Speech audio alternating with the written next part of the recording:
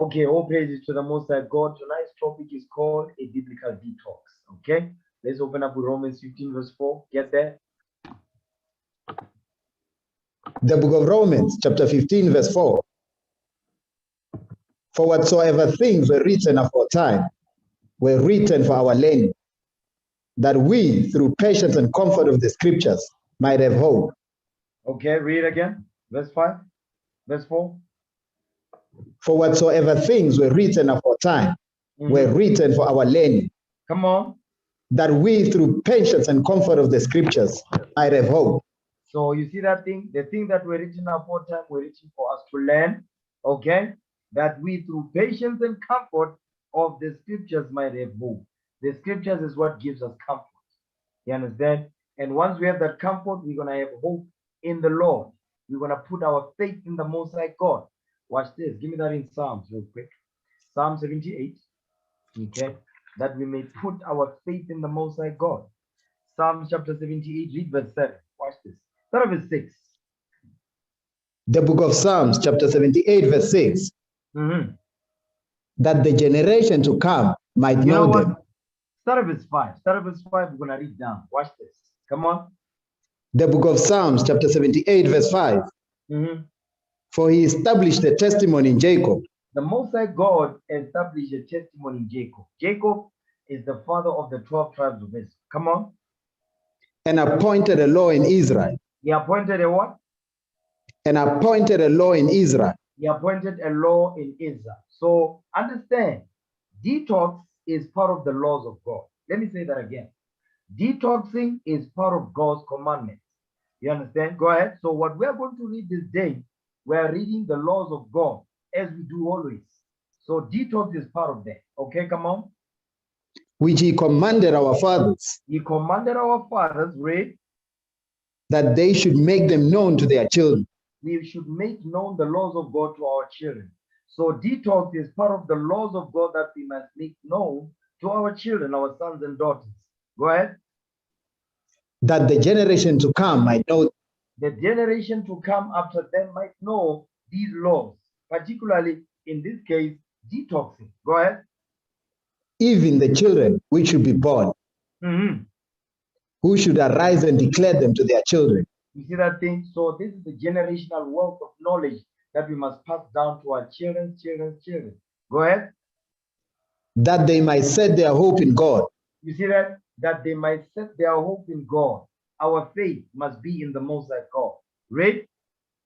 And not forget the works of God. You see that? We must not forget the works of the Lord. Read. But keep his commandments. That's the works. The works is the commandments of the Most High God that we must make known to our children. You see that thing right there? So now, watch this. Let me share my screen so we understand what does it mean to detox. What is detox? Okay. Okay, I want you to read that. Can you see my screen? Yes, sir. Okay, read that. The definition of detox. Okay, read that. Definition of detox. Noun. A process or period of time in which one abstains from or rids the body of toxic or unhealthy substances. Detoxification. Detoxification, it says a process or period of time in which one abstains from or rids the body of toxic or unhealthy substances. So when you detox, you abstain from or you rid the body of toxic or unhealthy substances. You understand? So guess what? Detoxing is part of the laws of God for us to rid the body of toxic or unhealthy substances. You understand? So watch this. Read that. Read the second one. Definition of detox. Verb. Abstain from or rid the body of toxic or unhealthy substances. Toxic or unhealthy substances. So these toxic and unhealthy substances, they can destroy, they can kill you.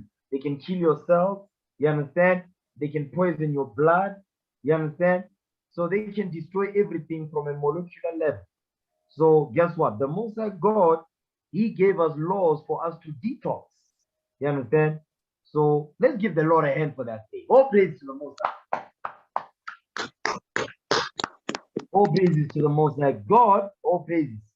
Let's get the one from Merriam-Webster. Watch this. Okay. Detoxing, detoxification, detoxify. Okay, read that. Reading from Merriam-Webster.com. Definition of detox. Come on.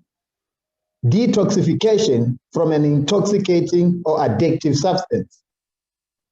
You see that? It says detoxification from an intoxicating or addictive substance. You see here what they call it? They're not saying, they're just saying in the previous definition, they said toxic substances. Here it says not just toxic substances, but it says addictive substance. So when we detox, we are ridding the body of intoxicating or addictive substances. You understand? Yeah, read that. Definition 2. A program or facility for assisting a person undergoing detoxification from an intoxicating or addictive substance. Read that again. Read that again. Definition 2. A program or facility for assisting a person undergoing detoxification from an intoxicating or addictive substance. So detox is the program, but the Most High God, he says, is the law. So Esau says it's a program, the Most High God is the law. But the Most High God says it is a law. To detox is the law of the Most High God from an intoxicating or addictive substance. Okay, let's get definition 3 now. Come on. A regimen or treatment intended to remove toxins and impurities from the body. You see that thing? A regimen or treatment intended to remove toxins and impurities from your body. Okay, let's get an example. Read that, what they say. A well-designed detox can help purge your liver, colon, and kidneys of toxins. You see that? It says a well-designed detox can help purge your liver, colon, and kidneys of toxins. Come on. Clear your skin. Clear your skin. Read. Boost your energy. Come on. And help you safely shed pounds. And help you safely shed pounds, meaning drop the weight. Okay. Let's see. Yeah, that's it on there. Okay, but you see, you notice here. Watch this. Look at that. This is a lie. Read that. First known use of detox. In 1973. In the meaning. They said the first known use of detox was 1973. That's a lie. Okay. Detox has been from the beginning of time. You understand? It was given to us by the Most High God of heaven and earth, the God of Israel, and none else. Okay. So now, give me the book of Genesis. Okay. Give me Genesis 1 verse 10. Genesis chapter 1 verse 10. Watch this. Detox, the Most High God, he gave us a detox program. And it's a law. Okay, watch this. Read that what you got. The book of Genesis, chapter 1, verse 10. Read. And God called the dry land earth, and the gathering together of the waters called the seas. Read. And God saw that it was good. You see that? It says God called the dry land earth, and the gathering together of the waters called his seas. And God saw that it was good. This is on the 3rd day of creation. Okay, watch this. Hold that. Give me Sirach 38 verse 4. Okay, it says God called the dry land earth. Okay, watch this. Sirach 38 verse 4. The book of Ecclesiasticus, chapter 38 verse 4. The Lord has created medicines out of the earth. Stop right there. The Lord did what? The Lord has created medicines out of the earth. The Most High God, he created medicines out of the earth that was created the 3rd day. The dry land earth, out of that earth, the Lord did what? Read again. The book of Ecclesiasticus, chapter 38, verse 4. Read. The Lord hath created medicines out of the earth. The Lord created medicines out of the earth that was created the third day. It says the Lord created the medicines out of the earth. These medicines, they are called herbs. These medicines are called herbs. Go ahead. And he that is wise will not abhor them. And he that is wise will not abhor them. Hold this. Give me that in Psalms 19 verse 7. He that is wise will not abhor them. Okay, watch this. Read that. Psalms 19 verse 7. The book of Psalms, chapter 19, verse 7. Come on. The law of the Lord is perfect, converting the soul. Read. And the testimony of the Lord is sure, making wise the simple. The testimony of the Lord is sure, meaning it's 100%. There's nothing wrong with it. It's perfect, making wise the simple. So the laws of God is what gives us wisdom, right? It says, go back to Sirach 38 verse 4. Read that last part of the verse. And he that is wise, read that. The book of Ecclesiasticus, chapter 38, verse 4. Come on.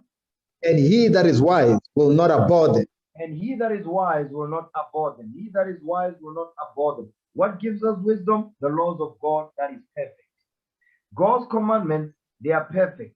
You understand? And they give us wisdom. Guess what? Go back, Psalms 19, read verse 8 now. Watch this. The book of Psalms, chapter 19, verse 8. The statutes of the Lord are right. Come on, the statutes of the Lord are right. Read. Rejoice in the heart. Rejoice in the heart. They're going to rejoice your mind. Okay? They're going to rejoice your mind from a molecular level. That's where it begins. From a molecular level, it will rejoice your mind. Go ahead. The commandment of the Lord is pure, enlightening the eyes. The commandments of the Lord is pure, enlightening the eyes. So guess what? The laws of God, they are so perfect that the Most High God, He gave us the perfect law. There's nothing wrong with God's commandment. It is perfect. You understand? So perfect that the Most High God is even giving us a law on how to cleanse our bodies physically.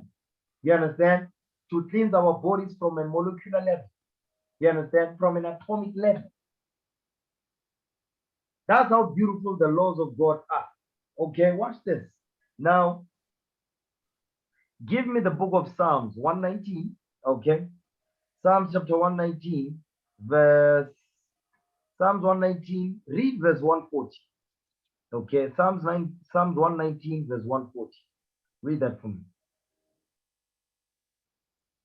The book of Psalms, chapter 119, verse 140. Read. Thy word is very pure. Thy what? Thy word is very pure. You hear what the Lord is saying? Thy word is very pure. Thy word is very pure. It says the commandments of the Lord is pure. But here King David is saying, no, let me show you how perfect the laws of God are. He says they are very pure. Very pure. Read again. Verse 140. Come on. The book of Psalms, chapter 119, verse 140. Read. Thy way is very pure. The laws of God is very pure. Okay, come on. Therefore, thy servant loveth it. Therefore, thy servant loveth it. You, as a servant of the Most High God, we must love the laws of God that is very pure. Very pure. Because when you say very, that means, listen, it's on the extreme. It's beautiful. It's more than beautiful. You understand? It's more than perfect. It's very pure. Read again. The book of Psalms, chapter 119, verse 140. Thy word is very pure. Go ahead. Therefore, thy servant loveth. Thy word is very pure. Understand, the laws of God that are very pure, they're going to make us what? They're going to make your body very pure as well. Physically, the laws of God that are very pure, they're going to make your body very pure as well. Meaning what? They're going to make your body very perfect as well. Very pure goes into very perfect. Understand that thing. Watch this. Go back to Sirach 38. Read verse 4 again. The book of Ecclesiasticus, chapter 38, verse 4. Go ahead. The Lord hath created medicines out of the earth. and he that is wise will not abhor them. And he that is wise, he that keeps the laws of God, will not abhor the medicines that God created out of the earth. The herbs, you understand? Because they are very pure. These medicines that are created out of the earth, they are very pure. They're going to make your body very pure. You understand? That's why when you detox and you do it the right way according to the scriptures, your body is going to be very pure. And you maintain your body being detoxed. What is the word? Your body being detoxified. That's the word, right? Okay. Now watch this. Give me Genesis chapter 1 now. No. Before you get there, give me Song of Solomon chapter 2 verse 12. It says, the Lord created medicines out of the earth. Okay. And he that is wise will not abhor them. Song of Solomon 2 verse 12. Watch this. Come on. Song of Solomon, chapter 2, verse 12. Go ahead. The flowers appear on the earth. Stop right there. Read again. The flowers appear on the earth. The flowers appear on the earth. You see what they are called in the Song of Solomon? Flowers. You understand? In Surah 38, they are called medicines. So these flowers are medicines. Read again. Verse 12. Song of Solomon, chapter 2, verse 12. The flowers appear on the earth. The flowers appear on the earth that was created the third day. The flowers appear on the earth. The Lord created the medicines out of the earth. The flowers appear on the earth. The medicines appear on the earth. Okay, now give me Genesis 1 verse 11. Genesis chapter 1 verse 11. The book of Genesis chapter 1 verse 11. Come on. And God said, let the earth bring forth grass. Stop right there. God said, let the earth bring forth grass. Okay, that's part of the earth. That's part of the herbs. That's part of the medicine. That's part of the flowers. Go ahead.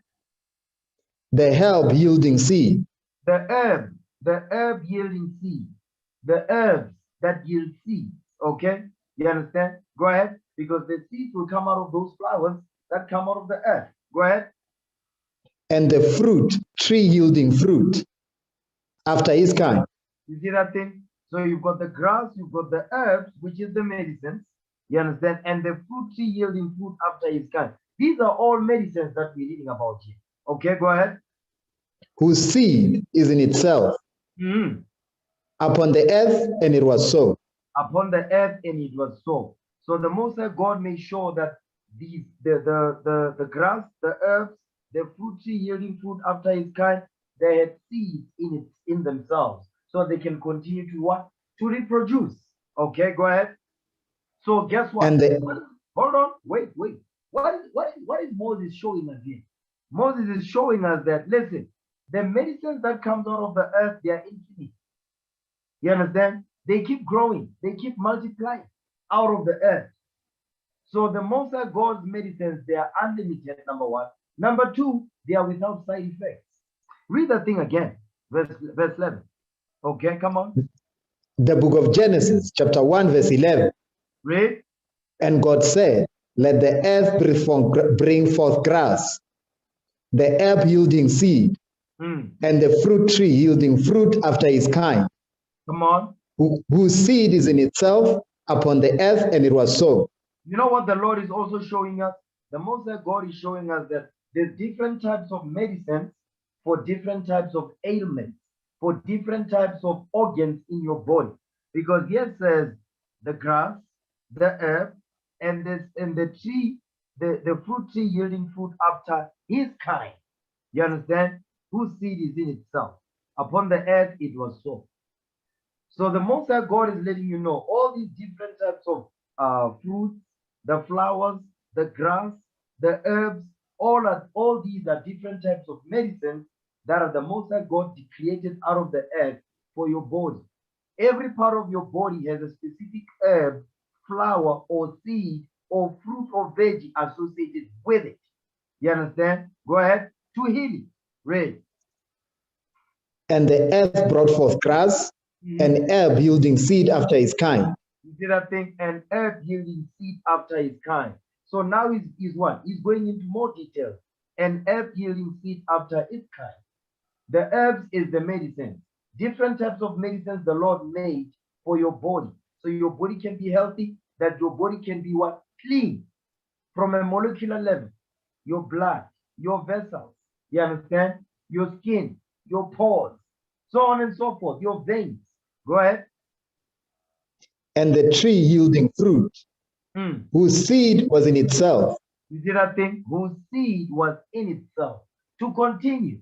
You understand? So guess what? What is the white man trying to do? What the white man is doing is that because he's creating these GMOs, you understand?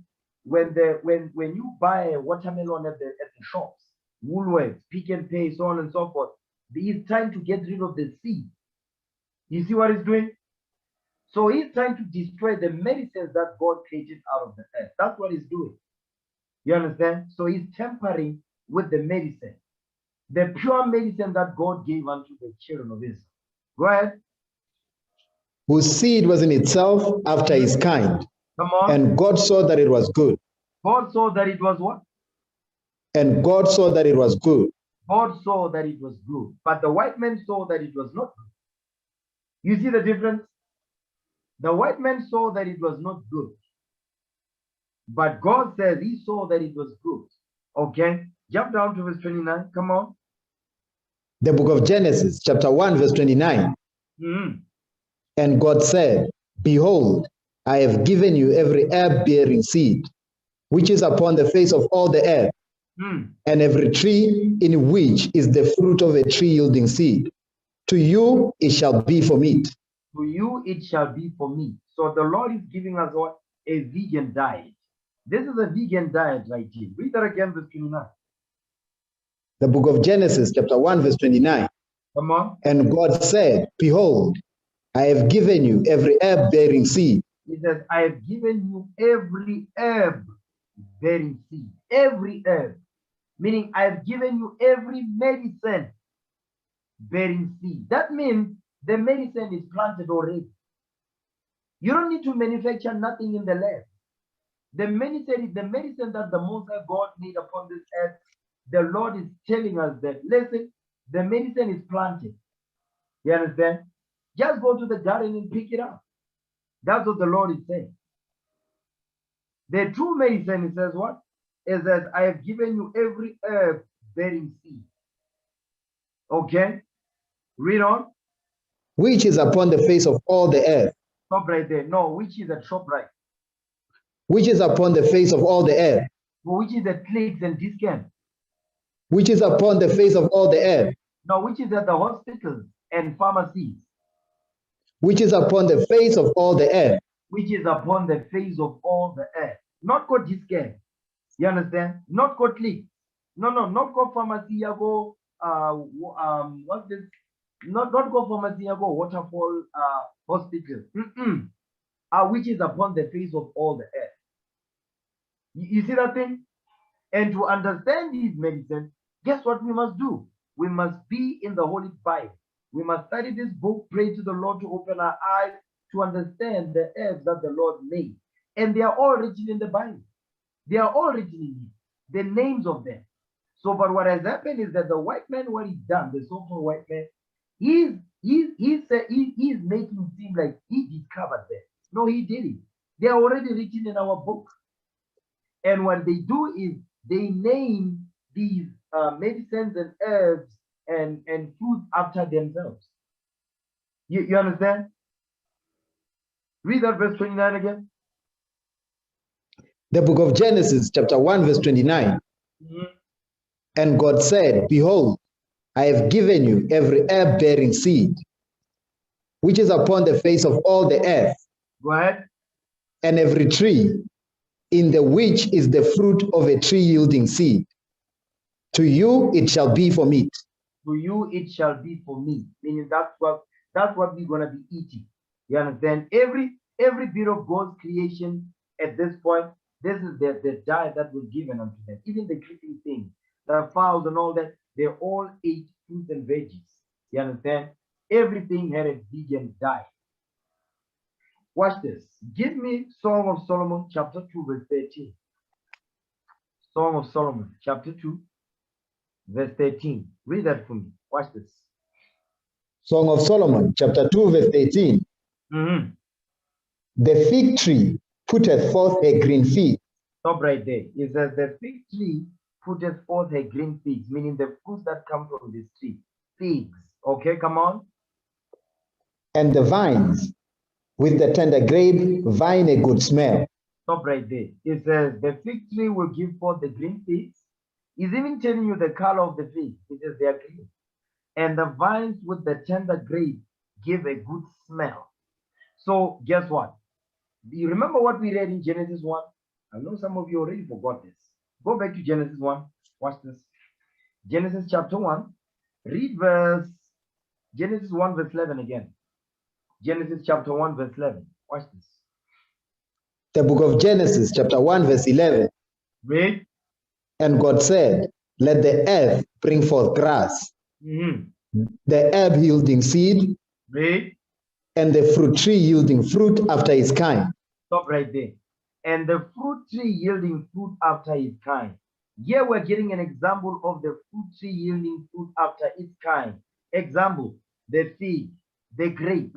Go back to Song of Solomon 2 verse 13. Song of Solomon chapter 2 verse 18. Read. The fig tree putteth forth a green figs, and the vines with the tender grape give a good smell. They do what? Give a good smell. Think about this thing like this. You see, when you eat like figs, you understand? You eat grapes. It says they give a good smell.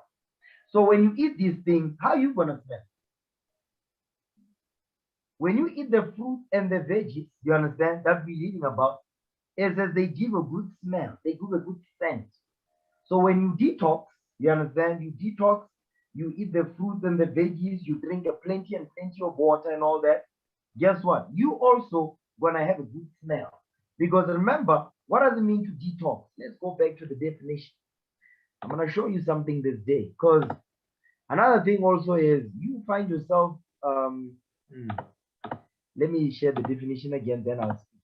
Give me 1 second. Read that. The definition of detox. Okay, read that.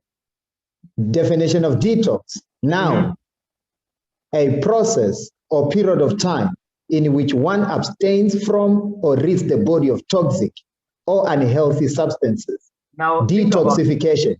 Hold on, think about this. It says a process or period of time in which one abstains from or rids the body of toxic or unhealthy substances. That means when we don't detox, which is a law of God, you understand? Guess what? That means our bodies are full of toxins, they are full of unhealthy substances. So what type of smell will come out?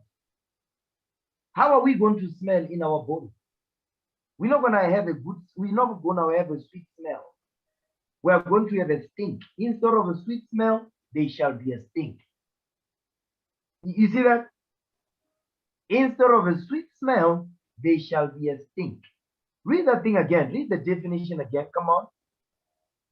Definition of detox. Now, a process or period of time in which one abstains from or rids the body of toxic or unhealthy substances. You see that? So when we detox, guess what? We detox by eating the fruits and veggies and all that. We also gonna give a good smell. We're gonna have a natural, sweet smelling savor. You see that thing? So go back. Song of Solomon, chapter 2, verse 13. One more again. Song of Solomon, chapter 2, verse 18. Read. The fig tree putteth forth a green fig. Read. The vines with the tender grape give a good smell. Arise, my love, my fair one, and come away. So you see that thing? It says, arise, my love, my fair one, and come away. The things that are going to make us to be fair, to look beautiful, our skins and all that. Listen, we have to be able, we must take care of ourselves. And detoxing is part of the laws of God. Don't get it twisted. I'm going to give an example, right? Give me the book of Daniel, okay? Give me the book of Daniel. I'm going to show you something. Daniel chapter 1, Daniel 1 verse 4. Because our forefathers, they understood eating fruits and veggies and all that. You know what? Give me Daniel 1. Daniel chapter 1, read verse 12. Daniel 1 verse 12. Then we're gonna jump up. We went over this when we're going over fasting. Okay, read that. Daniel 1 verse 12. The book of Daniel, chapter 1, verse 12. Go ahead. Prove thy servants, I beseech thee, 10 days, and let them give us pulse to eat and water to drink. He says, let them give us pulse to eat and water to drink. This goes into what? Veggies. You understand? Veggies to eat and water to drink. Okay, go ahead. Watch this. Then let our countenances be looked upon before thee, and the countenance of the children that eat of the portion of the king's meat, as thou seest, deal with thy servants. You see what he's saying? He said, listen, then after 10 days, look at our faces, you understand, our skin and all that. It says, look at our faces after 10 days versus those that were eating the portion of the king's meat. Read verse 15. Come on. The book of Daniel, chapter 1, verse 15. And at the end of 10 days, their countenances appeared fairer and fatter in flesh than all the children which did eat the portion of the king's meat. You see that thing? It says, at the end of 10 days, their countenances appeared fairer, meaning they were even more beautiful, meaning their skin was clear. You understand? They had no blemish. They were black and beautiful. You see that thing? They were black and beautiful.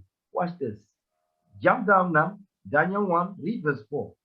Look at the effects, because our forefathers, they understood this thing. Read that, what you got. The book of Daniel, chapter 1, verse 4.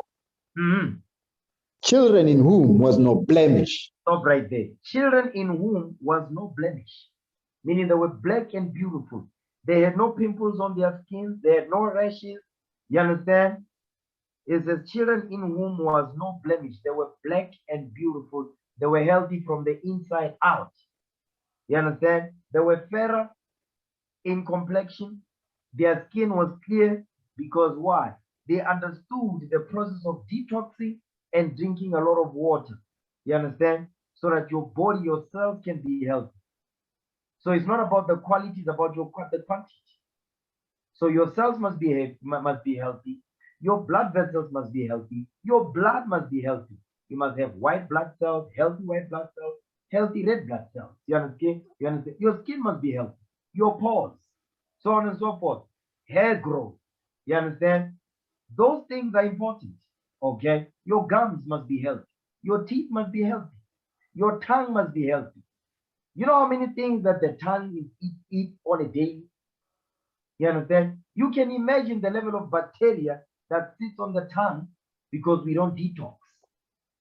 This is some heavy stuff. You understand? You find that you're brushing your teeth multiple times, but your breath still stinks. You understand? Because your gut is unhealthy. Okay, your colon is clogged up. You understand? Your liver is unable to deal with your pH level because your liver is struggling. Your liver is drowning in toxins. You understand? So that's why we need to detox, because it is a law of the Most High God. Read the definition of detox again. Okay, read. Definition of detox. Now, a process or period of time in which one abstains from or rids the body of toxic or unhealthy substances. Come on. Detoxification. Detoxification. Okay. Detoxification. Okay, that's it on that. Give me the book of Ecclesiastes. Okay, Ecclesiastes 2, read verse 4. The book of Ecclesiastes, chapter 2, verse 4. Come on. I made me great works. I builded me houses. I builded me houses. It says he made himself great works. This is King Solomon speaking. I builded me houses. Go ahead. I planted me vineyards. He says he planted vineyards, meaning gardens. Okay, go ahead. I made me gardens and orchards. Gardens and orchards. Okay, come on. And I planted trees, in them of all kinds of fruits. He planted trees of all kinds of fruit. Guess what? That's what we read in Genesis 1, verse 10 and 11. Okay. Genesis chapter 1 verse 29, you are getting the fruit and the herbs and the flowers from the what? From those fruit trees that the Lord was talking about. King Solomon is doing the same thing. You understand? Watch this. Read verse 5 again. I'm going to show you something. The book of Ecclesiastes, chapter 2, verse 5. I made me gardens and orchards, and I planted trees in them of all kinds of fruits. It says he planted trees in them, in the gardens and in the orchards and the vineyards, all kinds of fruits. What is the definition of an orchard? Let me share my screen real quick. Okay, because these are not regular Negro words, although we hear about them sometimes. Okay, read that. Definition of orchard. Read that. Definition of orchard. Noun. A piece of enclosed land planted with fruit trees. You see that? A piece of enclosed land planted with fruit trees. That's what King Solomon did. You understand? He had a piece of enclosed land that was planted with fruit trees. That's what we read. That's what we just read here. Read that again. Verse 5. Ecclesiastes. The book of Ecclesiastes, chapter 2, verse 5. Go ahead. I made me gardens and orchards, and I planted trees in them of all kinds of fruits. I planted trees in them of all kinds of fruits. Go ahead, verse 6. You know what? Before you get there, hold that. Give me Song of Solomon, chapter 4, verse 13. Song of Solomon, chapter 4, verse 13. Watch this. You know what? Read Ecclesiastes 2. Read verse 5 again. I'm going to show you something this day. Okay, come on. The book of Ecclesiastes, chapter 2, verse 5. Read. I made me gardens and orchards, and I planted trees in them of all kinds of fruits. He says he planted trees in them of all kinds of fruits. Watch this. Now give me Song of Solomon, chapter 4. Read verse 13. Song of Solomon, chapter 4, verse 13. Watch this. Song of Solomon, chapter 4, verse 18. Thy plants are an orchard of pomegranate. Stop right there. He says, thy plants are an orchard of pomegranate. Remember, it says he planted what? Go back to Ecclesiastes 2, verse 5 again. The book of Ecclesiastes, chapter 2, verse 5. Wait. I made me gardens and orchards. Stop right there. It says, I made me gardens and orchards. Go back to Song of Solomon, chapter 4, verse 13. One more again. Song of Solomon, chapter 4, verse 18. Go ahead. Thy plants are an orchard of pomegranate. Thy plants are an orchard of pomegranate. Remember, in the orchard, it says, I planted trees in them of all kinds of fruits. We're going to read about them now. Read that part again. Thy plants are an orchard of pomegranate. Thy plants are an orchard of pomegranate. Stop right there. Now, let's see. What are the health benefits of pomegranate? Let's see the health benefits of pomegranate. Watch this. Because it is important for us to know these things, because they are written in our book. Could you imagine that? We don't even know the health benefits of pomegranate.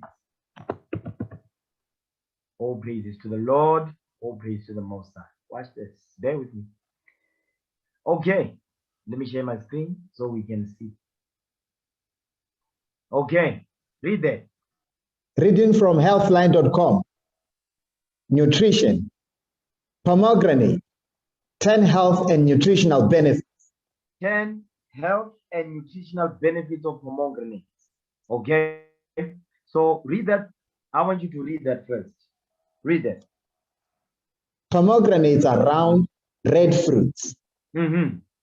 They feature a white inner flesh that's densely packed with crunchy, juicy, edible seeds called arils. It says, it's densely packed with what?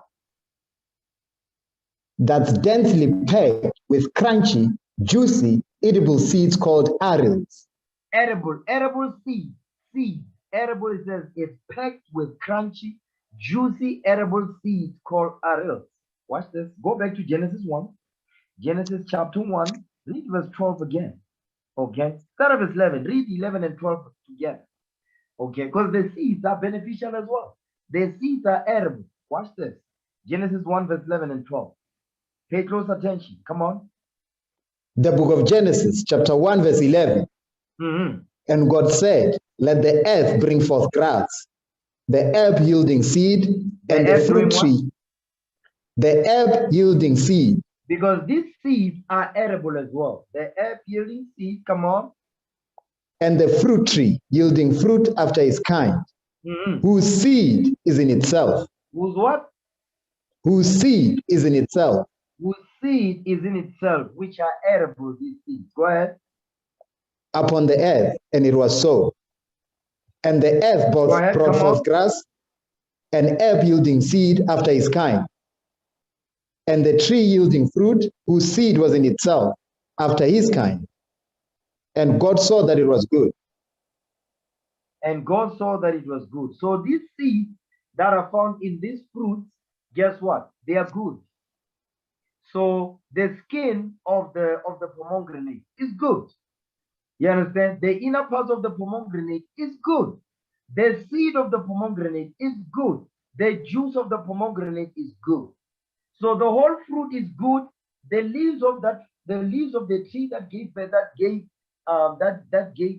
fruits, the fruits that we see, they are also good. The root of that tree is just as good. Understand it? Because in society they teach us that it's as though you cannot eat the leaves of a pomegranate. It's as though you cannot eat the root of a pomegranate. You see what I'm saying? So it says God saw that it was good. Go back to the highlighted part on the website. Pomegranates are round, red fruits. They feature a white inner flesh that's densely packed with crunchy, juicy, edible seeds called arils. So these seeds, that's the pomegranate right there. For those of you who don't know, these are edible seeds. Okay. Now watch this. Read that thing for me. Right there. With the potential to support many aspects of health, from immunity to brain health. So now pomegranate, they support, they boost your immune system and what? Your brain health. A healthy brain. Pomegranates are good for that. Go ahead. Pomegranates are worth adding to your healthy eating routine. You see that thing? You must add them to your eating routine. Watch this. We're gonna just run through the benefits of pomegranate. Okay? Benefit number 1. Come on. Benefit number 1.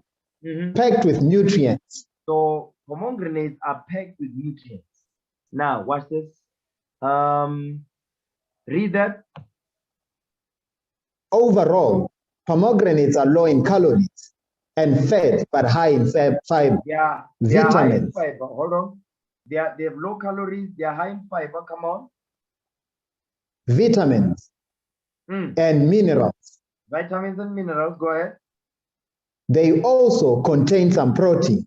They also contain some protein. Okay. So what you are seeing here, these are the benefits that are in there. So just read some of them. Calories. Don't read the numbers on the right. So calories. They've got what? Protein, carbohydrates, sugar. Read that. Wherever you see the cursor, read that. Protein. Fat. Healthy fat. Go ahead. Carbohydrates. Sugar. Go ahead. Fiber. Great. Calcium. Good for the bones and so forth. Go ahead. Iron. Magnesium. Go ahead. Phosphorus. Come on. Potassium. Great. Vitamin C. Folate, vitamin B9. You see that? So now listen, it's God. These are the health benefits of what? Of pomegranates. You understand?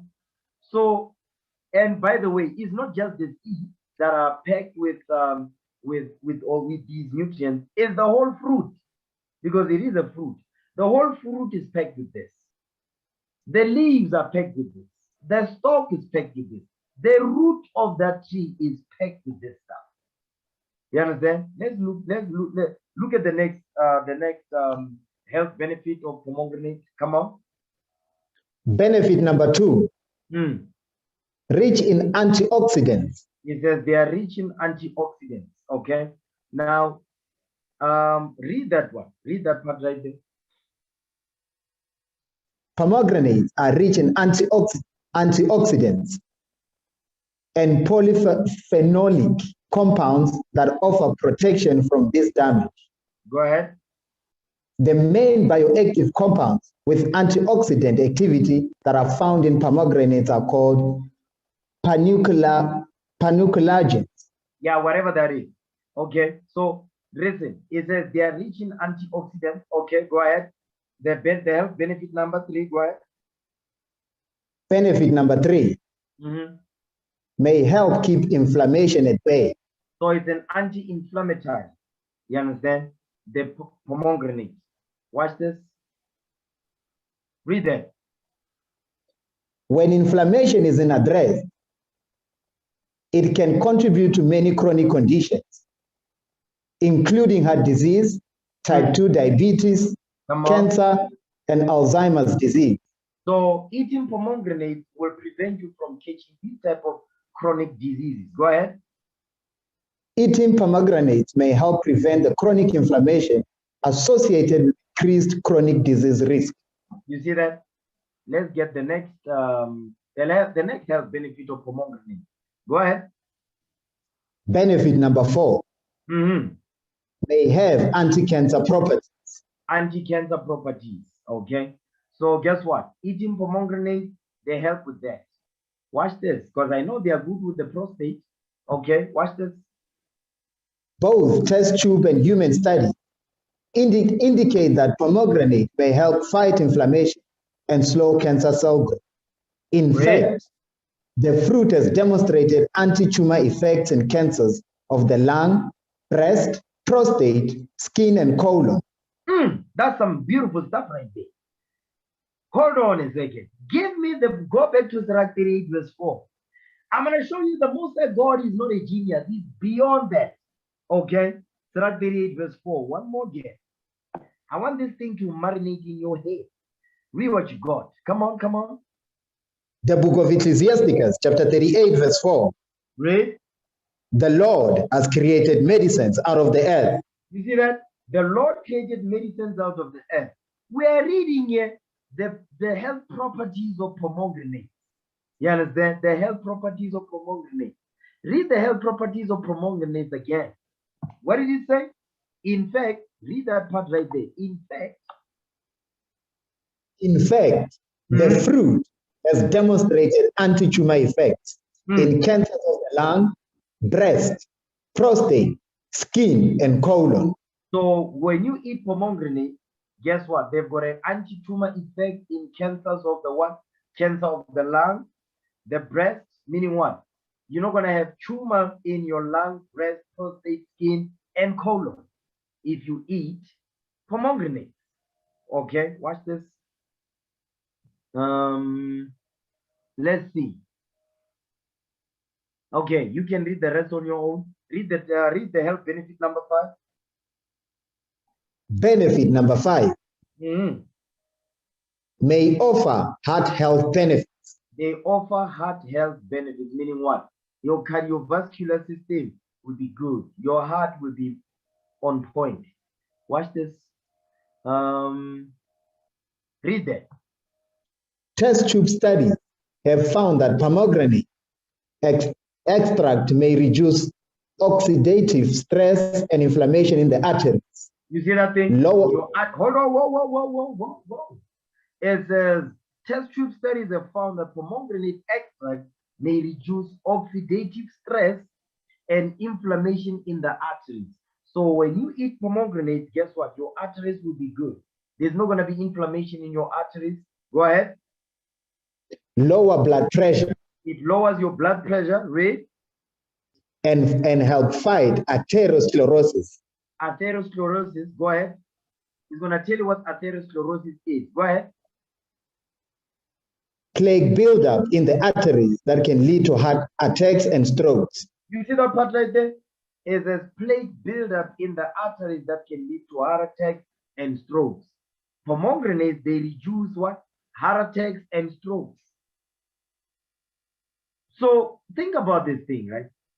The Lord, the Most High God is saying, go back to Sirach 38, verse 4 again. Watch this. The book of Ecclesiasticus, chapter 38, verse 4. Mm-hmm. The Lord has created medicines out of the earth. Go ahead. And he that is wise will not abhor them. He that is wise will not abhor them. So what is the wisdom that you have to have so that you can understand the medicines that the Lord created out of the earth? God's commandments when it pertains to what? Your diet, your health. You understand?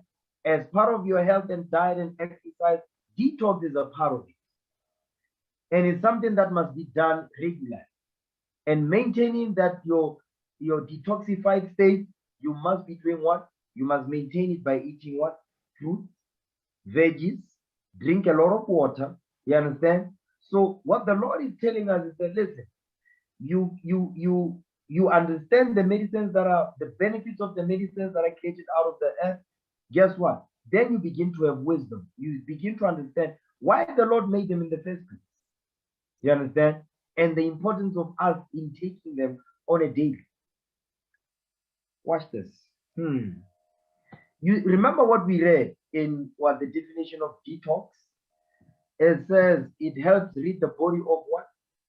Toxins, okay, and unhealthy substances.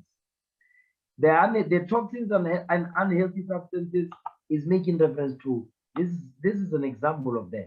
Is a plaque buildup in the arteries that can lead to heart attacks and strokes. You see that thing right there? Let's read this. Read that. In one human study, people with heart disease were given 1 cup, 220 milliliters of pomegranate juice daily for 5 days. The juice significantly reduced the frequency and severity of chest pain. You see that? So pomegranate reduces the severity of chest pains. Go ahead. As well as certain biomarkers in the blood that suggest a protective effect on heart health. You see that? It protects your heart. It protects your heart. Now read that. Benefit number 6. Go ahead. Support urinary health. It supports urinary health. Watch this. Read that. Test tube and human studies have found that pomegranate extract may help reduce the formation of kidney stones, a benefit that's largely attributed to its antioxidant activity. To its antioxidant activity, because it says it's rich in antioxidants. Okay. Watch this. Let's read. Read that. Additionally, animal studies have found that pomegranate extract can help regulate the concentration of oxalates, calcium, and phosphates in the blood, which are common compounds of kidney stones. You see that thing, which are common compounds of kidney stones. Remember, the kidneys, their job is to filter toxins out of your system. So if your kidneys are unhealthy, you're going to have what? Kidney stones. What are those stones? Toxins that are built up, they form into stones. You understand? Watch this.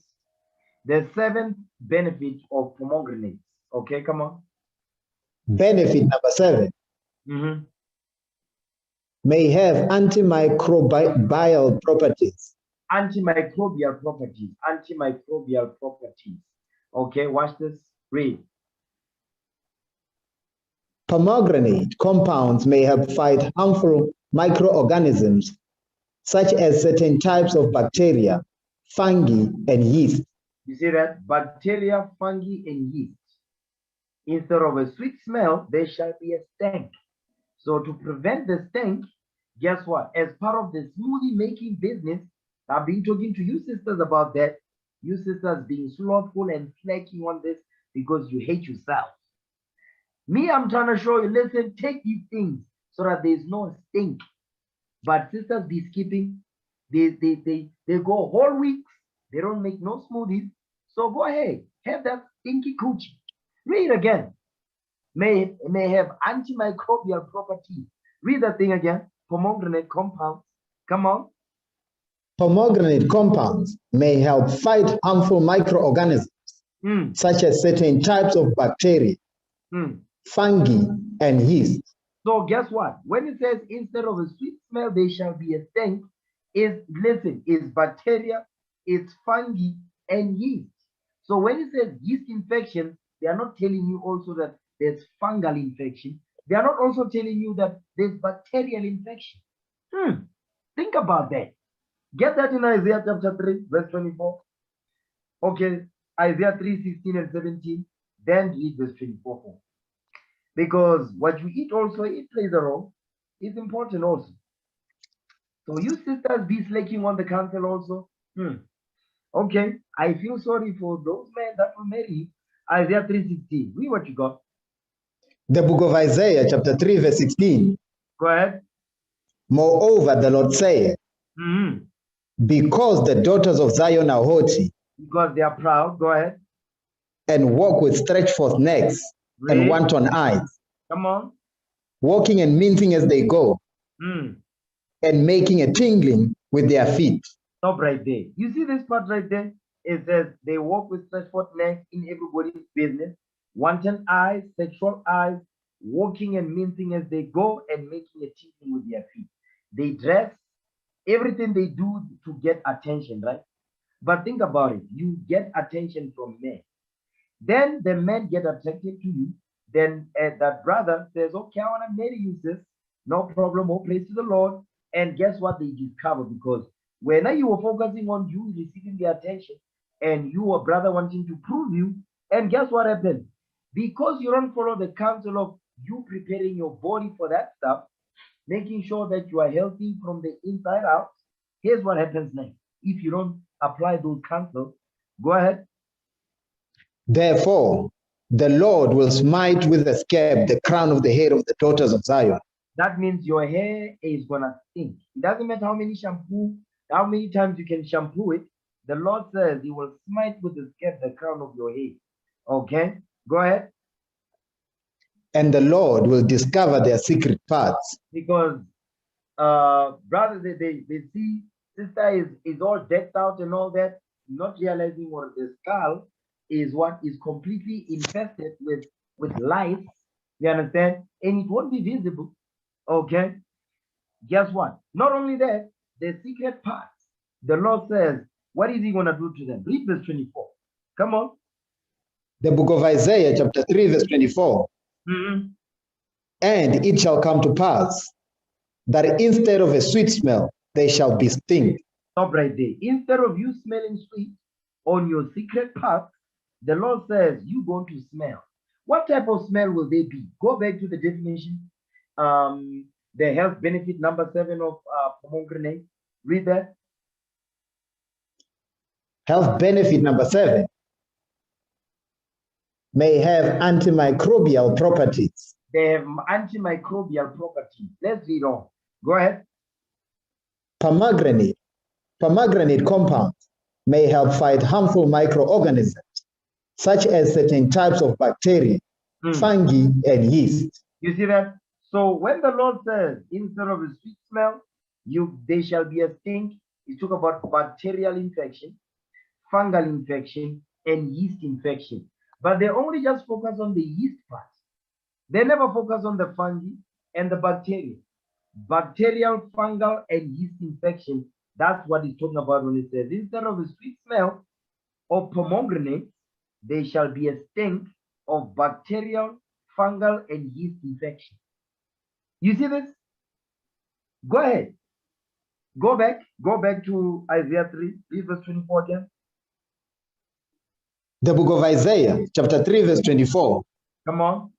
And it shall come to pass that instead of a sweet smell, they shall be stink. Go ahead. And instead of a girdle, a rent. Read. And instead of well-set hair, baldness. You see that thing? You're going to be bald. Instead of well-set hair, there's going to be baldness. Because guess what? You might be telling yourself, yo, my head is covered. Okay? But you Jezebel in a dress. Okay? You still have that man spirit. The stink is not going to go away. The scab will not going to go away. Even if your hair grows, there's still going to be stuff moving up in there. Understand it? Now, keep going. Watch this. And instead of a stomach, a girding of sackcloth. A tire, go ahead. And burning instead of beauty. Burning, you're going to burn down there instead of beauty. Instead of a sweet smell, there shall be a stink. Because bacteria will burn, fungus will burn, yeast will burn down. Pomegranates. Okay, keep those in mind. Now read it. For instance, both older and newer studies suggest that they may protect the health of your mouth by targeting unwanted oral germs that can become problematic when overgrown. You see that thing? So that means it also helps with what? It helps with gum health. Pomegranates, they help with gum health. Okay, go ahead. Such as ones that can cause bad breath and promote tooth decay. You see that thing? Bad breath and tooth decay. So when you eat pomegranates, you're not going to have bad breath, and it will prevent tooth decay. This is some heavy stuff. Go back to Sirach 38 verse 4 again. We need to understand what this verse actually means when it says the Lord created medicines out of the earth. Read it again. Sirach 38 verse 4. The book of Ecclesiastes, chapter 38 verse 4. The Lord has created medicines out of the earth. You see what it means when it says the Lord created medicines out of the earth? Because you need to understand the benefits of these medicines that the Lord created out of the earth, the benefits that they have on your body, your health, your cells, your heart, your organs, your kidneys, your gums, your teeth, your brain, your hair. You see that thing? Now, let's look at the next health benefit of pomegranate. Okay, come on. Benefit number 8. May improve exercise endurance. Who would have thought? Who would have thunk it? Read again verse 8. Come on. Not verse 8. I'm sorry. Point number 8. Okay, come on. May improve exercise endurance. May improve exercise endurance. So when you exercise, your endurance level may be improved if you eat pomegranates. Now, read that. Read that one right there. Come on. The polyphenols in pomegranates may increase exercise endurance. The length of time you are able to partake in a physical activity before getting tired. Well, let's see by how much percent. Read that. One human study found that taking just 1 gram of pomegranate extract 30 minutes before running increased the time of exhaustion by 12%. You see that thing? It increases your endurance by 12%. When you eat pomegranate 30 minutes before you exercise, you do your cardio. Remember, it helps with heart health. So when you're doing cardio and all that, you eat pomegranate, it says it's going to increase your endurance level by 12%. The Most High is glorious. Read that. However, research using pomegranate juice has found no benefit for muscle recovery after exercise. Don't read that. Read this part right there. Other human research. Read that part right there. Other human research has found that pomegranate supplements have the potential to improve both exercise endurance and muscle recovery. Okay, so watch this. Good for your brain. Read that. The 9th benefit of pomegranate. Okay, come on. Benefit number 9. Good for your brain. Read. Pomegranates contain compounds called L-glutamines, which act as antioxidants and reduce inflammation in the body. So it's an anti-inflammatory, particularly for your brain. Meaning what? You don't get brain cancers and aneurysms and all that and drop dead. Pomegranates will prevent that. Read that. As such, they also offer protective benefits to your brain against conditions that are influenced by inflammation and oxidative stress. You see that thing? It reduces stress. It reduces inflammation. Okay. Yes. This one, because me, pomegranate, I know them for this right here. I didn't know all these other health benefits. I knew them for this because growing up, my cousin, at my cousin's house, they have a lot of trees of pomegranate. Whenever there were stomach issues in the family, that's where we would go. They say, go to your cousin's place, go to your cousin's house, and get pomegranate. And guess what? They just take one leaf or one clove of the pomegranate. Guess what? Or one peel. They say, sort this thing. Within 5 minutes, everything is all good. Okay. The 10th benefit of pomegranate. Read that. Benefit number 10. Supports digestive health. It supports digestive health. Remember, it helps with your gums. It helps with you. It prevents tooth decay. Not only that, if your gut is healthy, your breath not gonna stink. Okay. Now read it. Older and newer research suggests that digestive health, determined largely by your gut bacteria, is strongly linked. Hold on. It says what? Older and newer research suggests that digestive health determined largely by your gut bacteria. So because there's healthy bacteria in our gut, but if there's unhealthy bacteria in your gut, which goes back to what? Unhealthy and toxic substances in your body, including your gut. It says it's strongly what? Is strongly linked to overall health. Meaning what? Your overall health is what? Stems from the health of your gut. If your gut is unhealthy, that means your overall health will be unhealthy as well. If your gut is unhealthy, that means your overall health is unhealthy. Overall, you are unhealthy if your gut is unhealthy. That's what they're saying. Go ahead. As such, it's important to support your digestive health. And pomegranate can be a part of that effort. You see that thing? Eating pomegranate, they promote gut health. So pomegranate promote gut health. Okay, watch this. Read it. Test tube studies have also found that pomegranate can increase levels of beneficial gut bacteria. You see that thing? They increase levels of beneficial gut bacteria. So when you eat pomegranate, the healthy gut, the healthy bacteria, it gets increased, it gets improved. Okay, go ahead. Okay, that's it on that. Here's another one, because I know about the probiotics that some doctors, some clinicians, they recommend probiotics and so forth. Watch this. Read that. Prebiotics are compounds, generally fibers, that serve as fuel for the good bacteria or probiotics in your digestive tract. You see that? So the probiotics or prebiotics, they help good bacteria in your digestive tract, your gut. Okay, go ahead. Prebiotics allow these bacteria to thrive and support a healthier gut microbiome. So what we're reading here is, remember what we read in Sirach 38. Go back to Sirach 38 verse 4. I want you brothers and sisters to understand that verse in full detail this day. Okay, read that. The book of Ecclesiastes, chapter 38, verse 4. The Lord has created medicines out of the earth. Stop right there. The Lord created medicines out of the earth.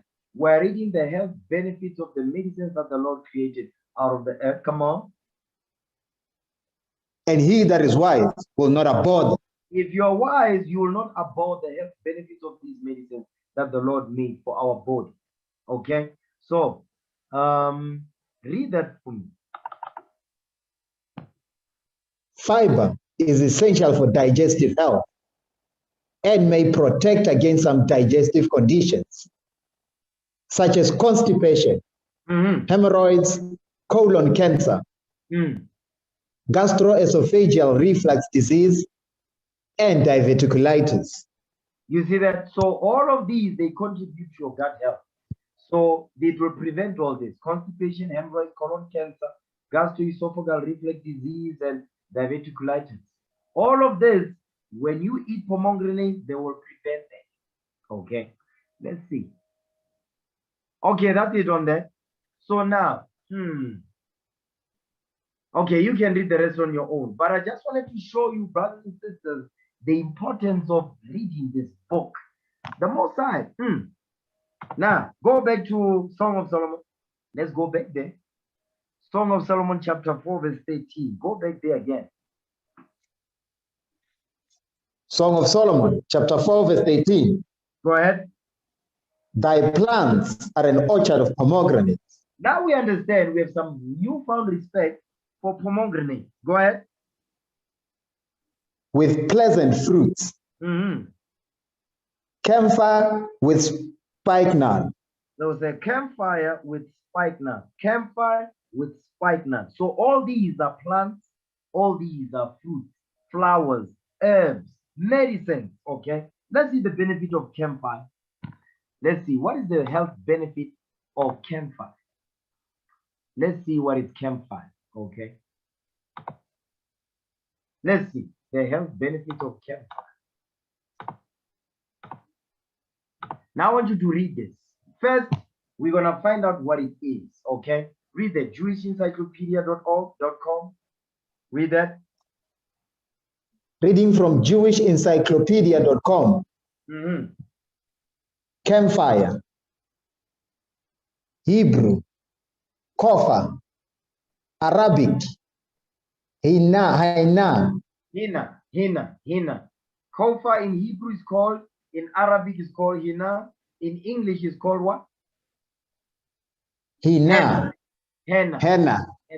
Okay, now read that. A shrub growing is going to tell you what it is. Okay, the plant. Okay, come on. A shrub growing to a height of between 8 and 10 feet. And bearing cream-colored and very fragrant flowers.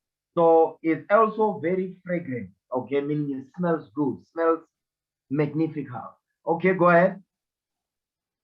The botanical name of the plant is Lawsonia alba. Lawsonia alba, because it was named after some Edomite, but the Most High God says it's campfire. The white man decided to change the name of campfire to henna. Not only that, to Lawsonia alba. Okay, read that. In ancient times, it grew very plentifully near Engedi. Near Engedi. Okay, is referenced in Song of Solomon, chapter 1, verse 14. Okay,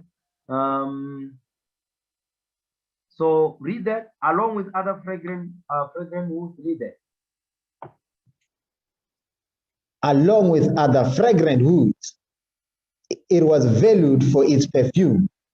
It was valued for its perfume. You can find that in what? Song of Solomon, chapter 4, verse 13 and 14. Now, let's see, because it is also called henna. Let's see the health benefits of the henna plant. Okay, I don't want to read all that.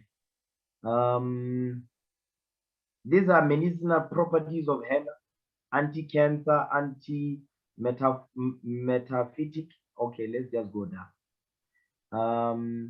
For 15 potential health benefits of henna plant. Let's go down. Yes, read that. So this is the henna plant, right? This is when it's broken down and all that, turned into a paste, a powder, and so forth. Okay, so read that. First benefit number 1. Come on. Reading from mulihigh.com. Benefit number 1. Relieves headaches. It says it relieves headaches. So if you have a headache, guess what? The henna plant powder or paste or oils, they'll help to take away the headache. You don't need that panad. Okay, go ahead. Benefit number 2. Go ahead. Eases arthritis pain. So those that have arthritis and all that, pain from arthritis, Is that it eases the pain when you have arthritis. Okay, go ahead. Benefit number 3. Benefit number 3. Treats skin conditions. You see that? Is that it treats skin conditions. Now read that. I want you to read that.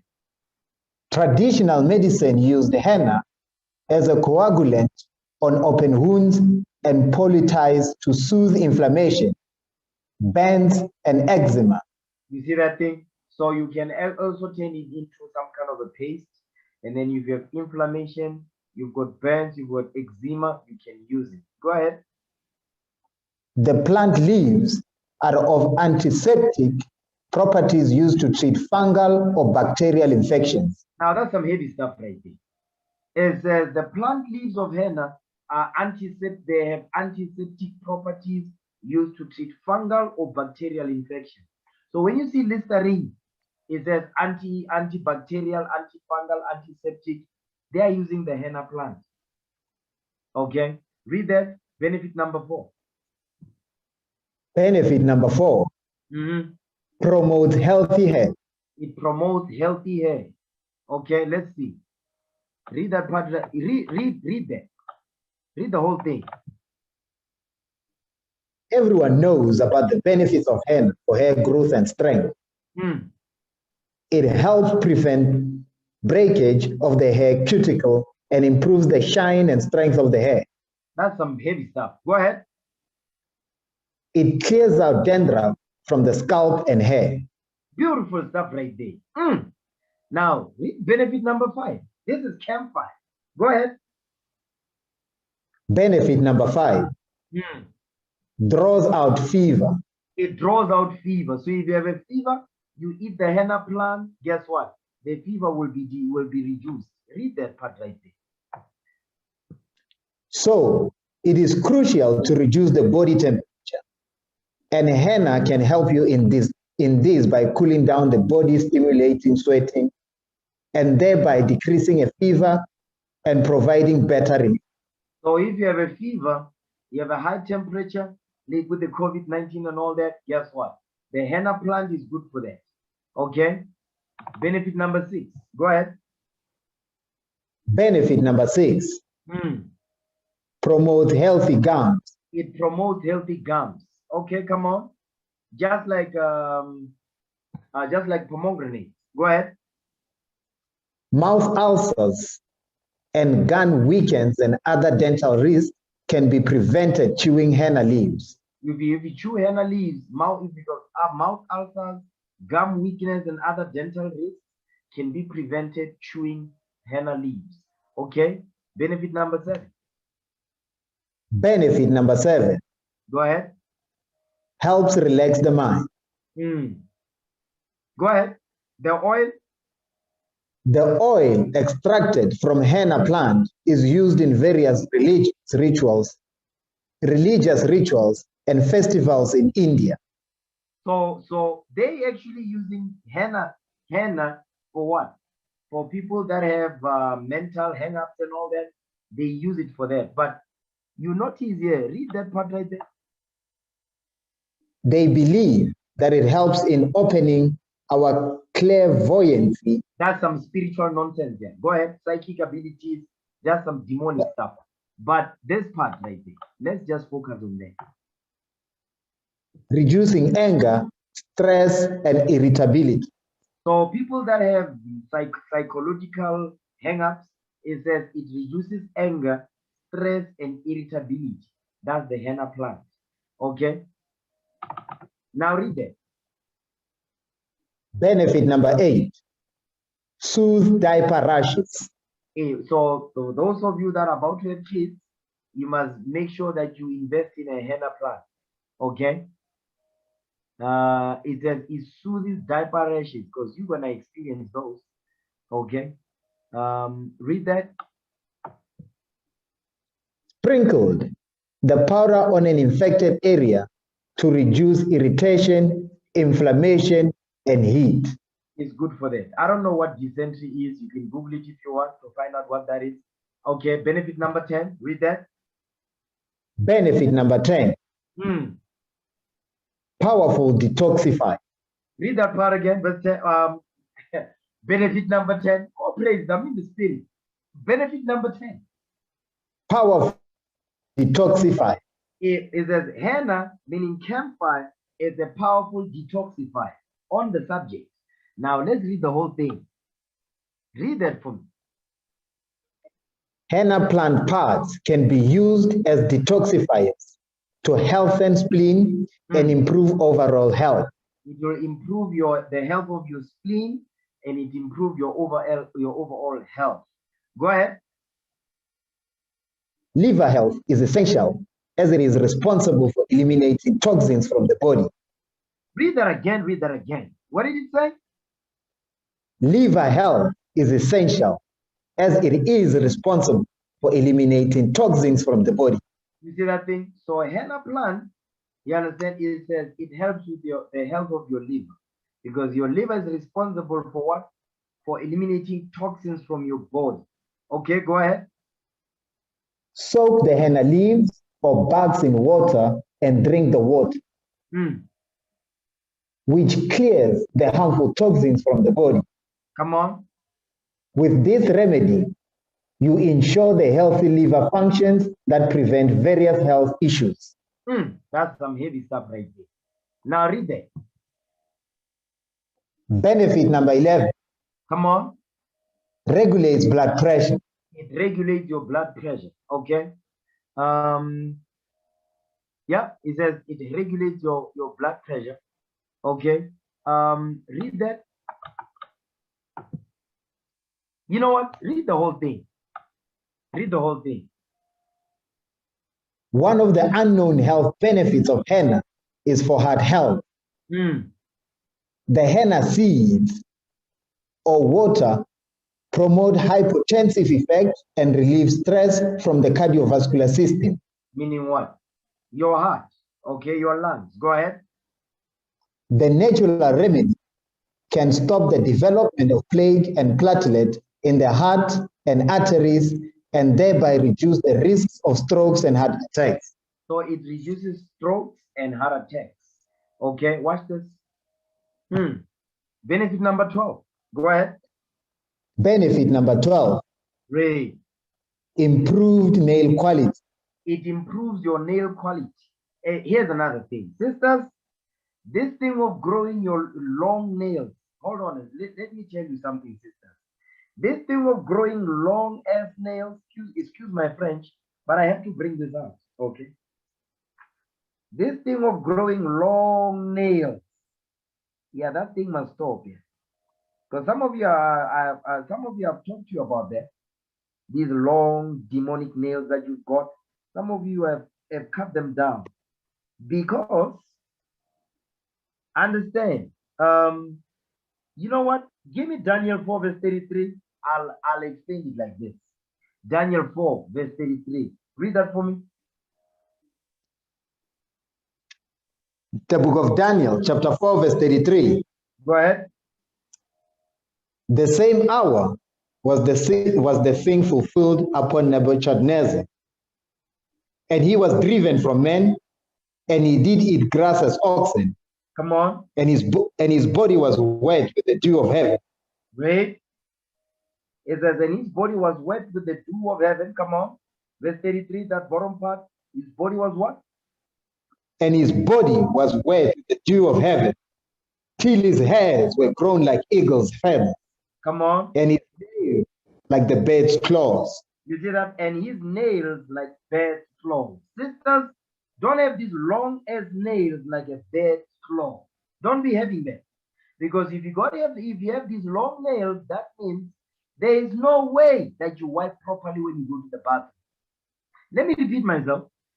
There is no way that you wipe properly when you go to the bathroom. So that means that scripture in Isaiah 3 verse 24, that if you have these long nails, instead of a sweet smell, they shall be stink. Instead of a sweet smell, they shall be stink with long nails like bird's claws. So guess what? Go back to the 12 benefit of henna again. Benefit number 12. Improved nail quality. Improved nail quality. But the improved nail quality must not be like bear's claws, because that means instead of a sweet smell, they shall be a stink. Okay? So, let's go to the 13th benefit of henna, which is also known as campfire. No, campfire, also known as henna. Okay, come on. Benefit number 13. Anti-aging properties. Anti-aging properties. Okay, read that. Anti-aging. Read. Henna has antioxidants, but the activity is not yet researched well. However, the henna oil has proved its astringent properties, which gives the people hope to use the henna juice and oil for skin infections, anti-aging, and wrinkles. That's some beautiful stuff right there. Go ahead. Henna oil is commonly recommended for blemishes and scars in the face. You see that? Now, yeah, keep going, keep going.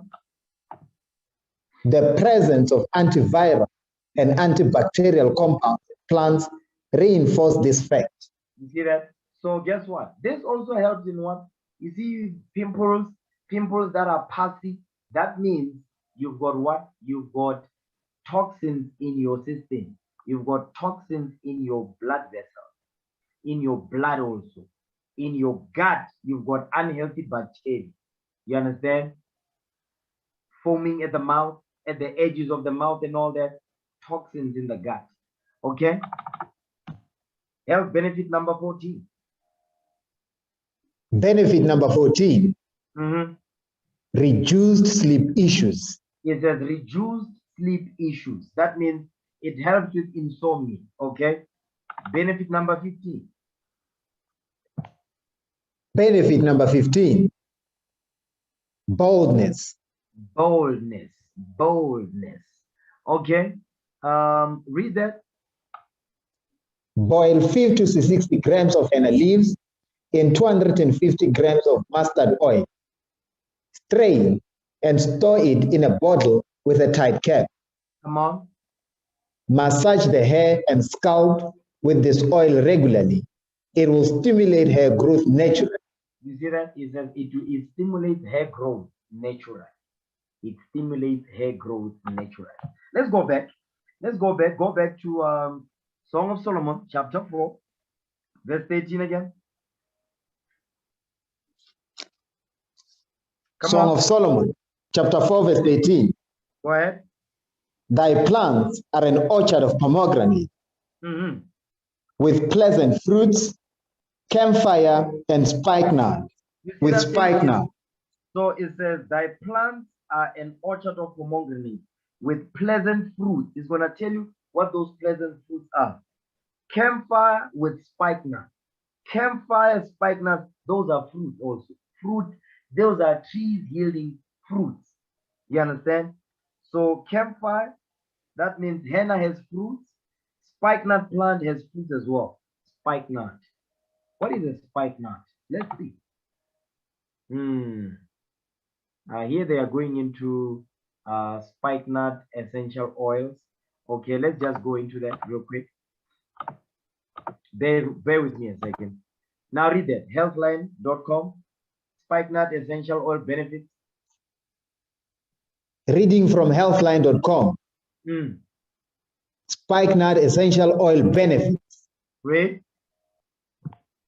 As a relative of the valerian plant, spikenard may promote mood and emotional health. Research. Hold on. It says spikenard improves mood and emotional health. It improves mood. It promotes mood, good mood, and emotional health. That's spikenard. Okay, come on.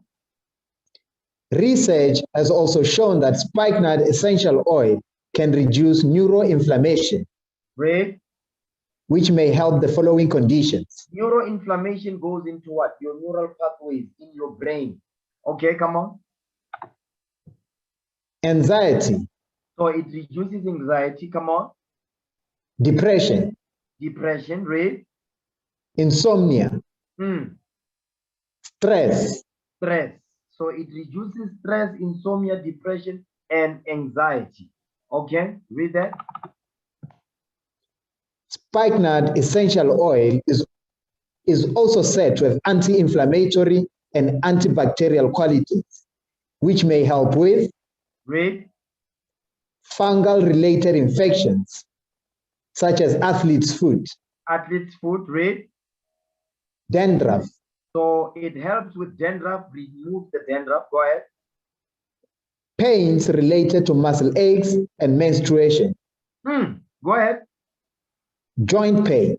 Joint pain, migraine. Migraines, go ahead. Gastrointestinal issues such as constipation. So it reduces constipation, read on. Pancreatitis. Pancreatitis, that means what? Your pancreas will be healthy. If you what? If you eat spikenard, you understand? If you find yourself having this spikenard plant or herb and all that, whether in powder or in paste, whatever you have, guess what? It will help you with all of these. These are the health benefits. It will reduce all these things. You understand? Spikenard. Okay. Go back to Song of Solomon chapter 4, verse 14 now. Come on. Song of Solomon chapter 4, verse 14. Go ahead. Spikenard and saffron, calamus and cinnamon, with all trees of frankincense, myrrh and aloes, with all the chief spices. Read verse 14 one more again. Song of Solomon chapter 4, verse 14. Spikenard and saffron. Stop right there. It says spikenard. We were already going over the health benefits of spikenard. It says and saffron. What is saffron? Okay, let's see. Let me share my screen. We must know these things, brothers and sisters. Okay, read that. Healthline.com. The benefits of saffron. Okay, read that. Reading from healthline.com. 11 impressive health benefits of saffron. Now I want to show you something right here. Something that will shock you. Read that. Read that part right there. What does it say? Saffron is the what? Saffron is the most expensive spice in the world. You see that? They say saffron is the most expensive spice in the world. That's in the Holy Bible. It says saffron is the most expensive spice in the world. Go ahead. With 1 pound, 450 grams, costing between 500 and 5,000 US dollars. That's some heavy, that's crazy. It says 1 pound, meaning 450 grams, it's costing between 500 and 5,000 US dollars. What's so special about this herb, this plant, this medicine? Let's see, let's find out. Okay. So it says the production is of harvesting it, and the production of this is quite costly, hence the price tag attached to it. But let's get some more. Read that. It originated in Greece. That's a lie. I mean, are you kidding me? They say saffron originates from Greece. This is crazy. It originates in the Holy Bible. It comes from the Most High God of heaven and earth. It says hold on. Go back to Genesis 1. The hell is this? They say no, it originates from Greece. Give me Genesis 1:29. Let's see where it originates. Let's see where it's found. The book of Genesis, chapter 1, verse 29. Go ahead. And God said, behold, I have given you every herb bearing seed, Read. which is upon the face of all the earth. No, it's only found in Greece. Which is upon the face of all the earth. Which is upon the face of all the earth. Which is upon the face of all the earth. It's not found in Greece. Does not come from Greece. It says what? Which is upon the face of all the earth. Okay. Now let's go back to the article. Watch this. It originated in Greece, where it was revered for its medicinal properties. Let's see what they are. Go ahead. People would eat saffron to enhance libido. You see, that's part of the reason why it's expensive.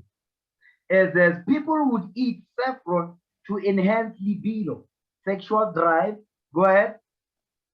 Boost mood. Is that boost your mood? Go ahead. And improve memory. It improves your memory. Let's see. Number one.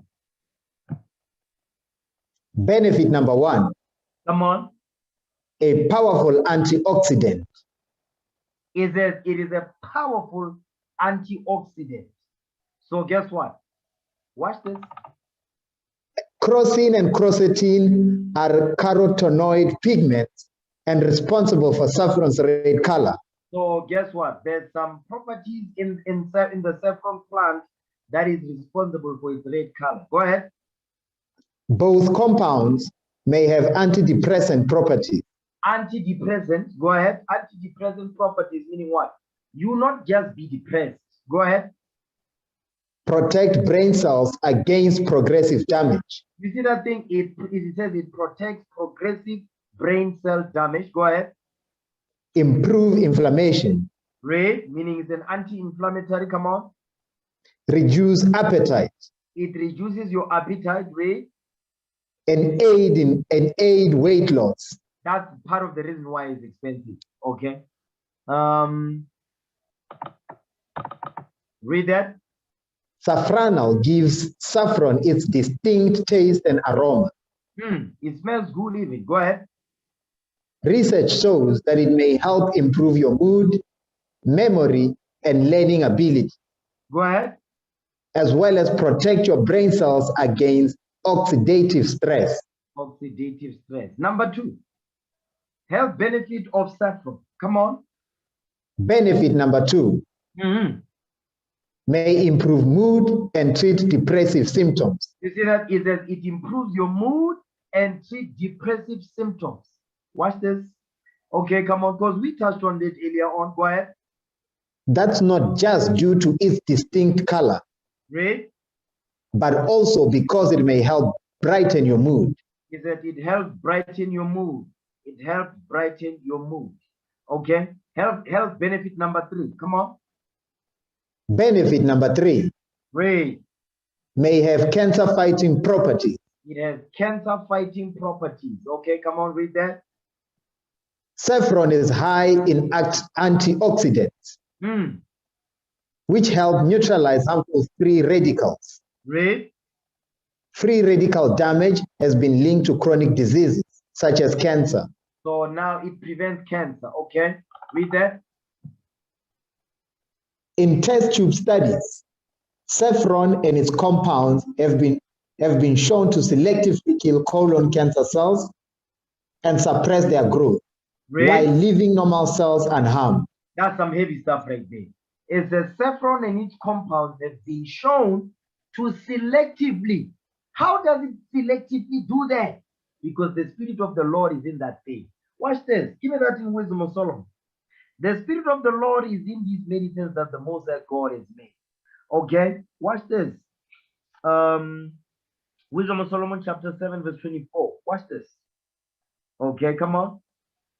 Wisdom of Solomon chapter 7 verse 24. Read.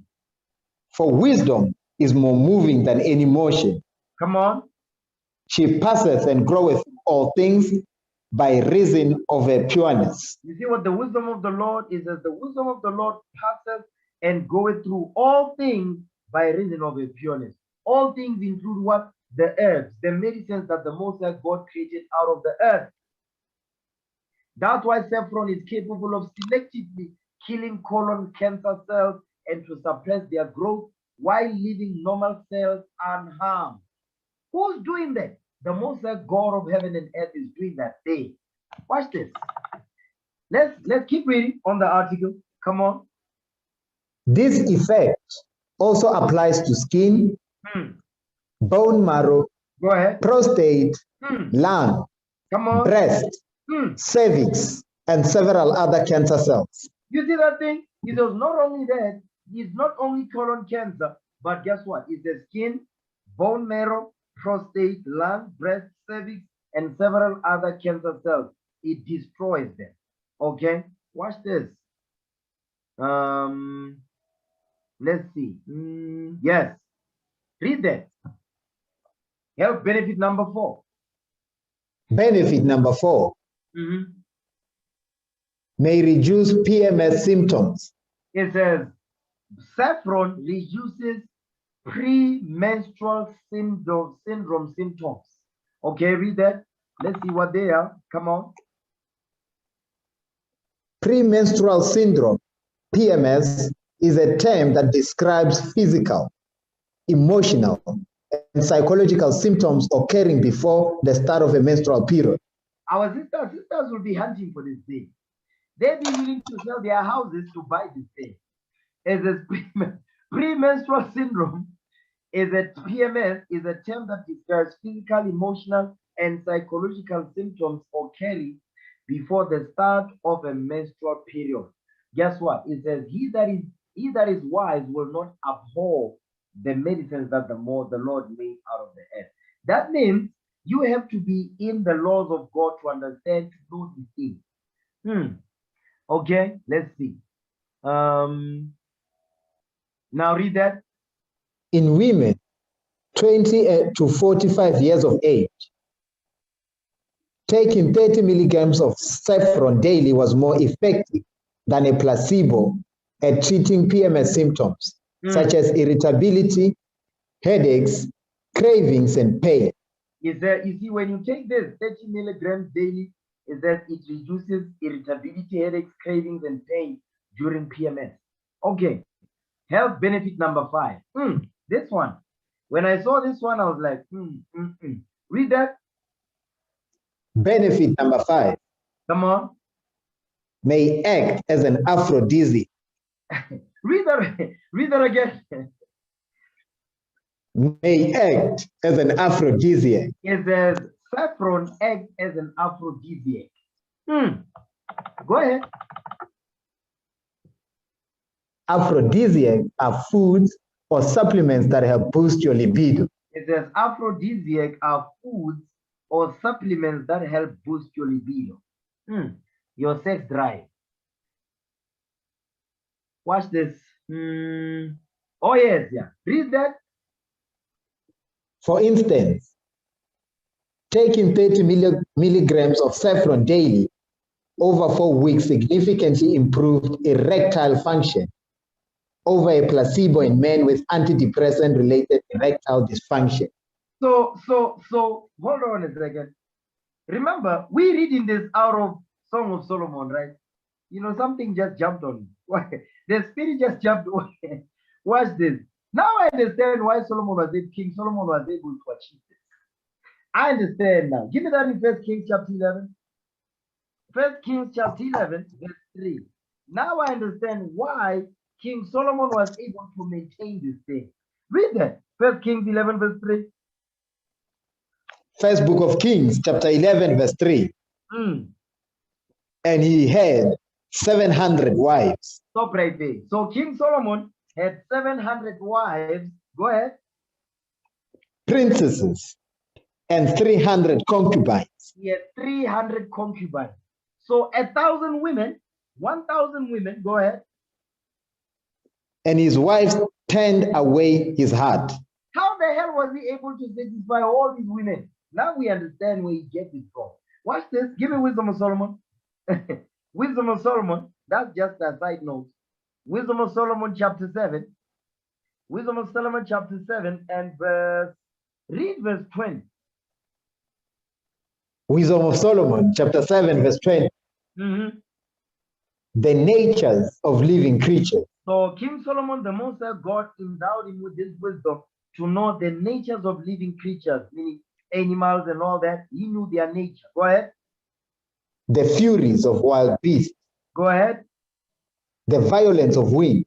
Read. And the reasonings of men. You understand the psychology of men. Come on, their spirit. Go ahead.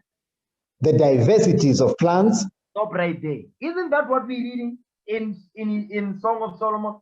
That's what we're reading. Is the diversities of plants and what now? And the virtues of roots. And virtues of roots. He understood what saffron was about. He knew what saffron does. That's what we're reading here. The virtues of plants, you understand? And the diversities of plants and the virtues of roots. The fruit yielding tree after its kind, and their seed in themselves. He knew all of that. He knew what they do. Everything that we read in here, Solomon knew all that by wisdom that the Lord put upon him. Heavy stuff right there. Some heavy stuff. Okay. Yes, read that. Additionally, read that. Additionally, an analysis of 6 studies showed that taking saffron significantly improved erectile function, libido, and overall satisfaction, but not semen characteristics. Brothers will be hunting for this thing now. Blessed be he that readeth. Oh, praise the Lord. Read that. Come on, come on. In women with low sexual desire due to taking antidepressants, 30 milligrams of saffron daily over 4 weeks reduced sex-related pain and increased sexual desire and lubrication. Oh, look at that. And what now? And lubrication. And you don't need to go to Clicks no more. You don't need to go to Discam no more. You don't need to go to, what are these places? Yeah, to one of those places. Compared to a what? Compared to a placebo. Compared to a placebo. Now read that. Benefit number 6.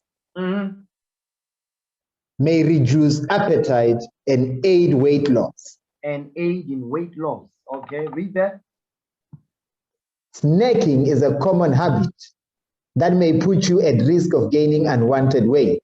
That is true. That is true. That is true. Okay, read that. According to research, saffron may help prevent snacking by curbing your appetite. By doing what? By curbing your appetite. By curbing your appetite. So it helps with that. Okay. Okay, so you can read the rest. You can read the rest on your own. Okay. So now, read that. Is the easy one? Benefit number 11.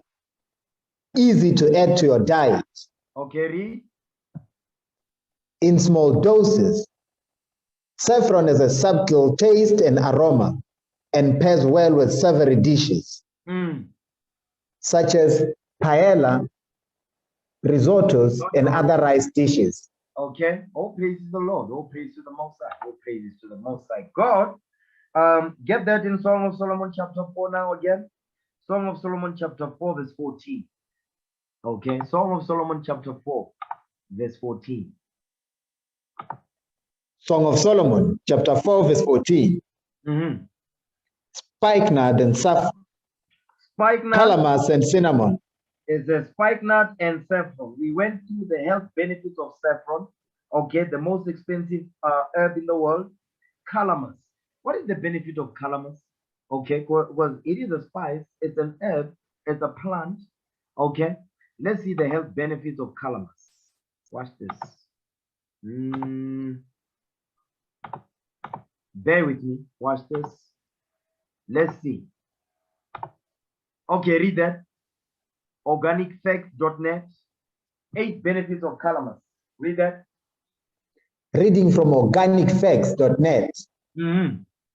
8 best benefits of calamus. Okay, now read that. What is calamus? What is calamus? Go ahead. Calamus, also known as sweet flag, bitter pepper root, red root, sweet cane, metal grass, and sweet sage. Whoa. Is there what? Metal grass. Metal grass. Grass. Go back to Genesis 1. Because you thought grass is not eaten. There's some grass that you can eat. Genesis chapter 1. Read verse 11 again. Genesis 1 verse 11.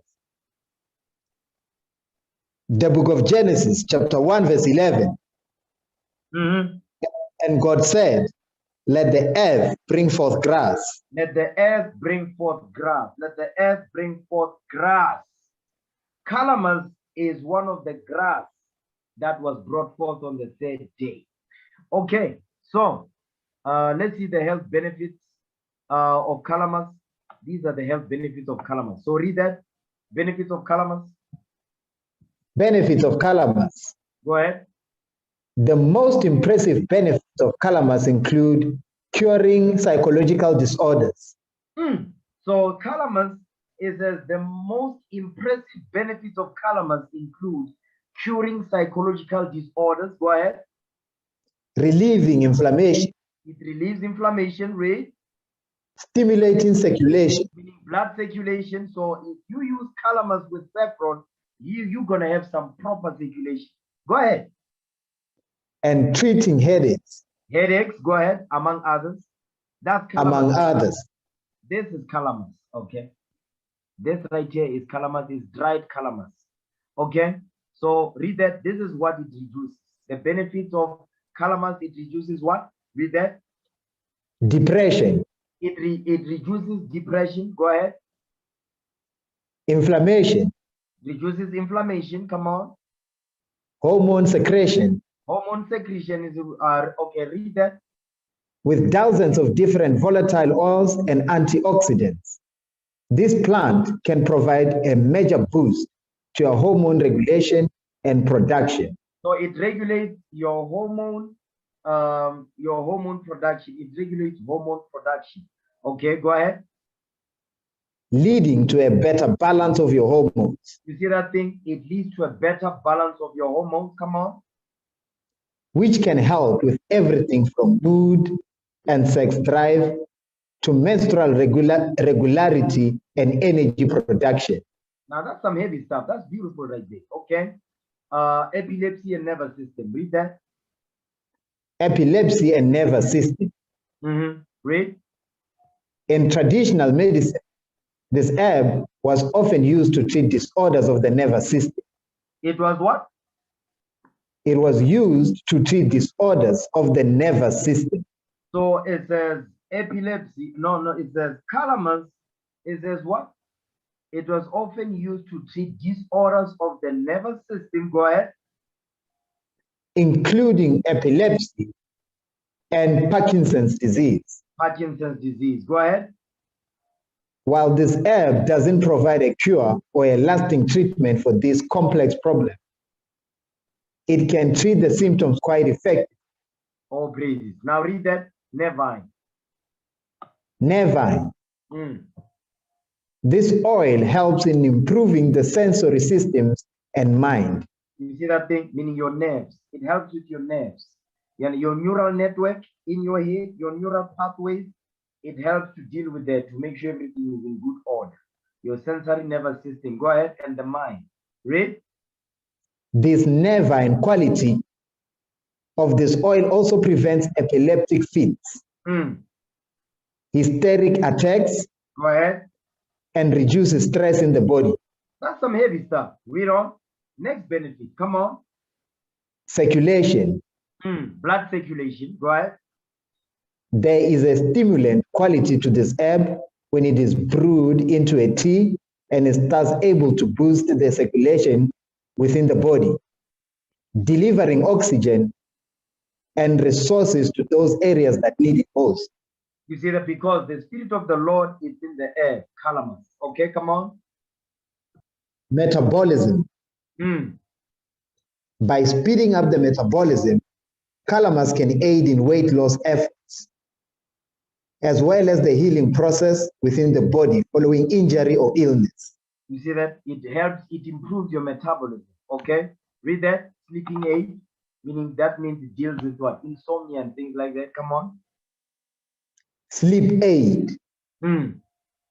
Drinking a mild cup of this tea before bed can help to balance the hormones and induce healthy sleep.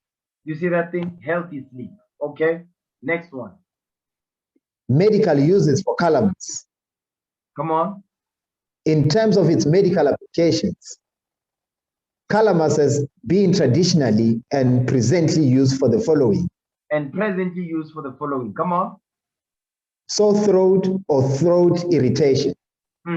For it, they use it for sore throat or throat irritation. Go ahead. Headache and migraine. Congestion and cold. Go ahead. Asthma. Go ahead. Erectile dysfunction. You see that? Go ahead. Amenorrhea. I don't know what the hell that is. Okay. Okay, that's it on that. That's it on that. Now, go back to Song of Solomon chapter 4. Read verse 14 one more again. Okay? Song of Solomon chapter 4 verse 14. Go ahead. Spikenard and saffron. Calamus and cinnamon. Calamus and what? Calamus and cinnamon. Calamus and cinnamon. And cinnamon. Let's see the health benefits of cinnamon. Okay. There's a point I'm doing this. So if you're getting bored, you shame on you. Okay. Now, those that are excited about this thing, let this para just meditate on that biscuit. Read that. Reading from healthline.com. Come on. 10 evidence-based health benefits of cinnamon. Benefits of cinnamon. Let's see what they are. Okay. So, they're telling you right there. Read that. Cinnamon is a highly delicious spice. It's a highly delicious spice because we have it. Read that. The first benefit of cinnamon. Come on. Benefit number 1. Cinnamon is high in a substance with powerful medicinal properties. Let's see what those are. Okay. Now it says dating back to ancient Egypt. This is crazy. Cinnamon dates back to Genesis. The hell is this, man?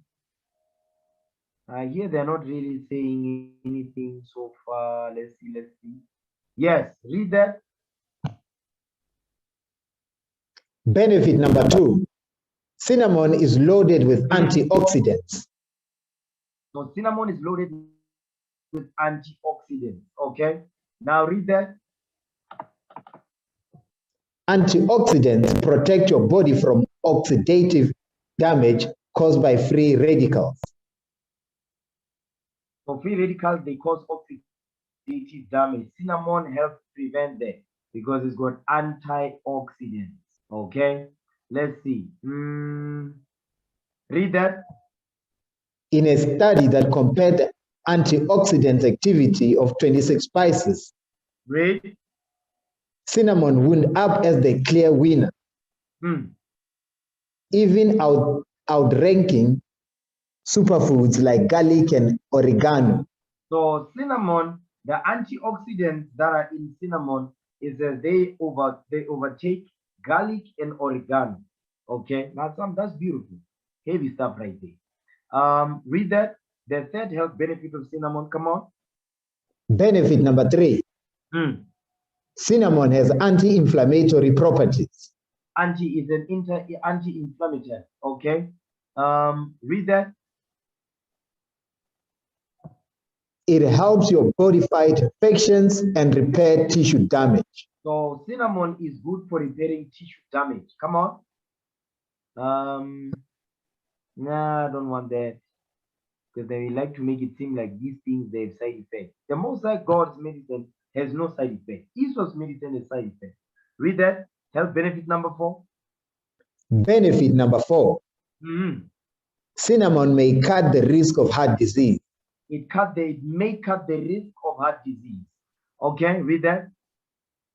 Cinnamon has been linked to a reduced risk of heart disease, the world's most common cause of premature death. So heart disease is the world's most common cause of premature death. Go ahead.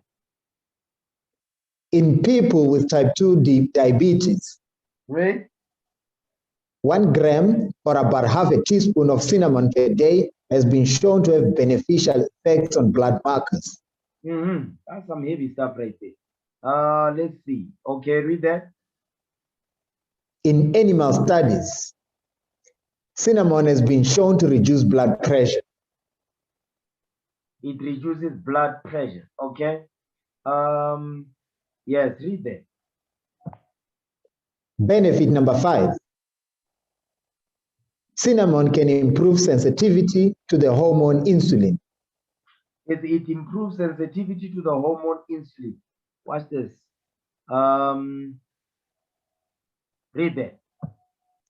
The good news is that cinnamon can dramatically reduce insulin resistance, helping this important hormone to do its job. Meaning what? It helps, you can lose weight quicker, basically. Cinnamon in your diet, okay? Go ahead. Benefit number 6. Cinnamon lowers blood sugar levels and has a powerful anti-diabetic effect. You see that? It lowers blood sugar and it's got an anti-diabetic effect. Let's just go to the summary. Read that. Summary. Cinnamon has been shown to reduce fasting blood sugar levels, Read. having a potent anti-diabetic effect at 1 to 6 grams or 0.5 to 2 teaspoons per day. So, which means when you drink tea that is got cinnamon in it on a daily and so forth, guess what happens? It says when you fast, it says it will reduce blood sugar levels during a fast. You see that thing? Go ahead. Benefit number 7. Come on. Cinnamon may have beneficial effects on neurodegenerative diseases. Neurodegenerative disease, meaning what? When your brain, things like Alzheimer's, Parkinson's disease and all that, cinnamon helps prevent that. It lowers that thing. Okay? Where you don't remember your name, you don't remember nothing. Okay, read that. Summary. You know what? No, that's it. Yeah, read that. Read that. Cinnamon has been shown to lead to various improvements of Alzheimer's and Parkinson's disease in animal studies. However, human research is lacking. Listen, the Most High God made cinnamon. So therefore, we're supposed to intake it as we do on a daily. Guess what? It helps protect our neuron, you understand, neurotransmitter level, and improve motor function. Read that. In a study in mice with Parkinson's disease, cinnamon helped protect neurons, normalized neurotransmitter levels, and improved motor function. That's why the Most High God gave it to us for us to eat and consume. Okay, read that. Benefit number 8. Cinnamon may protect against cancer. They protect against cancer. Read that. Cancer is a serious disease characterized by uncontrolled cell growth. So cancer is another way of what? Inflammation. Okay, read that. It acts by reducing the growth of cancer cells and the formation of blood vessels in tumors, and appears to be toxic to cancer cells, causing cell death. So it destroys cancerous cells in the body. That's what cinnamon does. That's some heavy stuff. The Most High is a genius, man. Read that. Health benefit number 9 of cinnamon. Okay, come on. Benefit number 9. Cinnamon helps fight bacterial and fungal infections. It helps fight what? Cinnamon helps fight bacterial and fungal infections. Remember what we read regarding fungal, bacterial, and yeast infections earlier on. Cinnamon helps to fight those things off. Okay? Read that. Cinnamon oil has been shown to effectively treat respiratory tract infections caused by fungi. Hold on a second. Read that part again. Cinnamon oil has been shown to effectively treat respiratory tract infections caused by fungi. It says it helps effectively treat respiratory tract infections caused by fungi. Remember when we was at camp? You understand, when that black ashy demon wanted to set us on fire? Guess what, brothers? Make sure to drink cinnamon tea as well, okay? Read that. It can also inhibit the growth of certain bacteria, including Listeria and Salmonella. You see, Salmonella is when you eat meat that is properly cooked and that is not cooked properly, you can get Salmonella. It says cinnamon prevents that. Okay, read that. The antimicrobial effects of cinnamon may also help prevent tooth decay and reduce bad breath. Now that's some heavy stuff right there. Tooth decay prevents tooth decay and reduces bad breath. Here's another one. Watch this. Who would have thunk it? Who would have thought? Read that. Benefit number 10.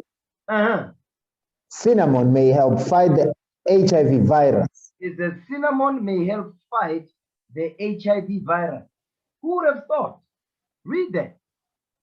HIV is a virus that slowly breaks down your immune system, which can eventually lead to AIDS if untreated. Watch this. Go ahead. Cinnamon extracted from cassia varieties is thought to have... Whoa, hold on. Slow down now. It's a cinnamon extracted from cassia varieties. Hold this. Give me the book of Exodus real quick. I'm going to show you something this day. You see, the white man thinks it's slick. Okay. Read Exodus chapter 30. Okay. Exodus chapter 30, verse 34. Okay. I'm not going to go through all this, but I want to show you something in here. Read that. The book of Exodus chapter 30, verse 34. Go ahead. And the Lord said unto Moses, take unto thee sweet spices, stecte and onycha. So stecte is a spice, is a sweet spice. Go ahead. And what? And onycha. Read. And galbanum. Galbanum. Go ahead. It's another sweet spice. Read. These sweet spices with pure frankincense of each shall be like a weight.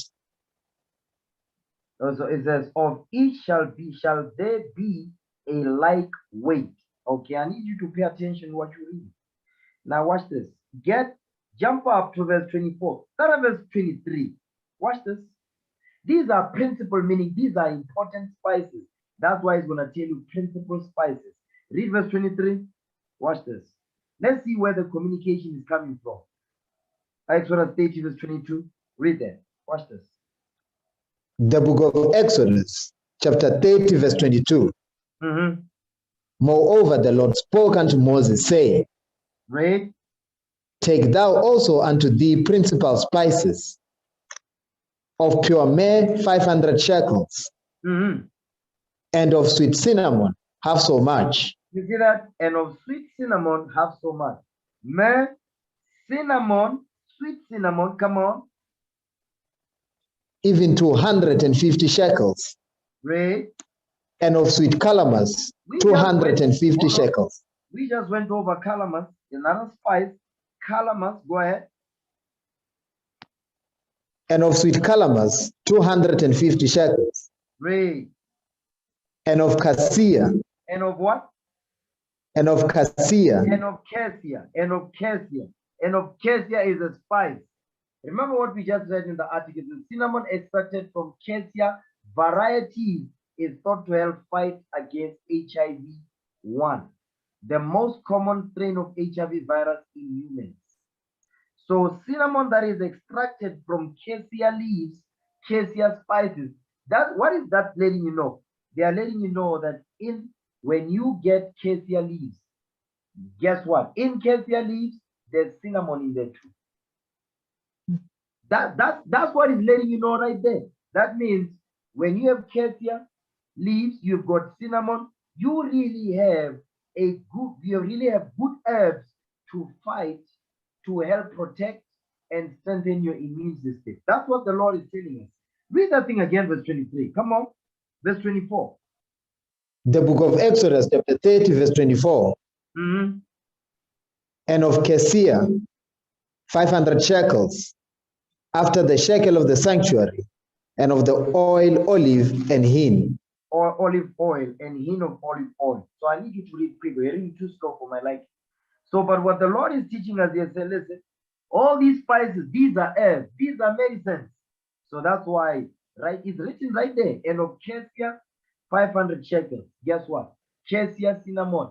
They help protect, strengthen, and improve your immune system strength and health and function.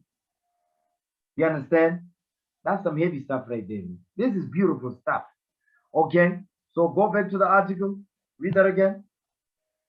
Cinnamon extracted from cassia varieties is thought to help fight against HIV-1, the most common strain of the HIV virus in humans. You see that thing? Go ahead. The laboratory study. A laboratory study looking at HIV-infected cells found that cinnamon was the most effective treatment of all 69 medicinal plants studied. You see that? Cinnamon was the best, the most effective treatment of HIV. Heavy stuff.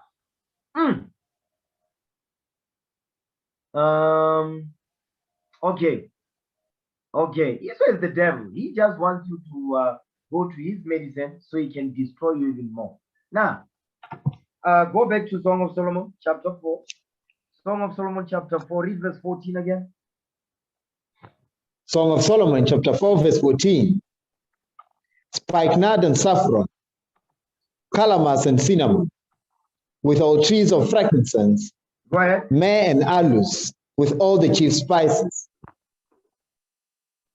Okay, hold on.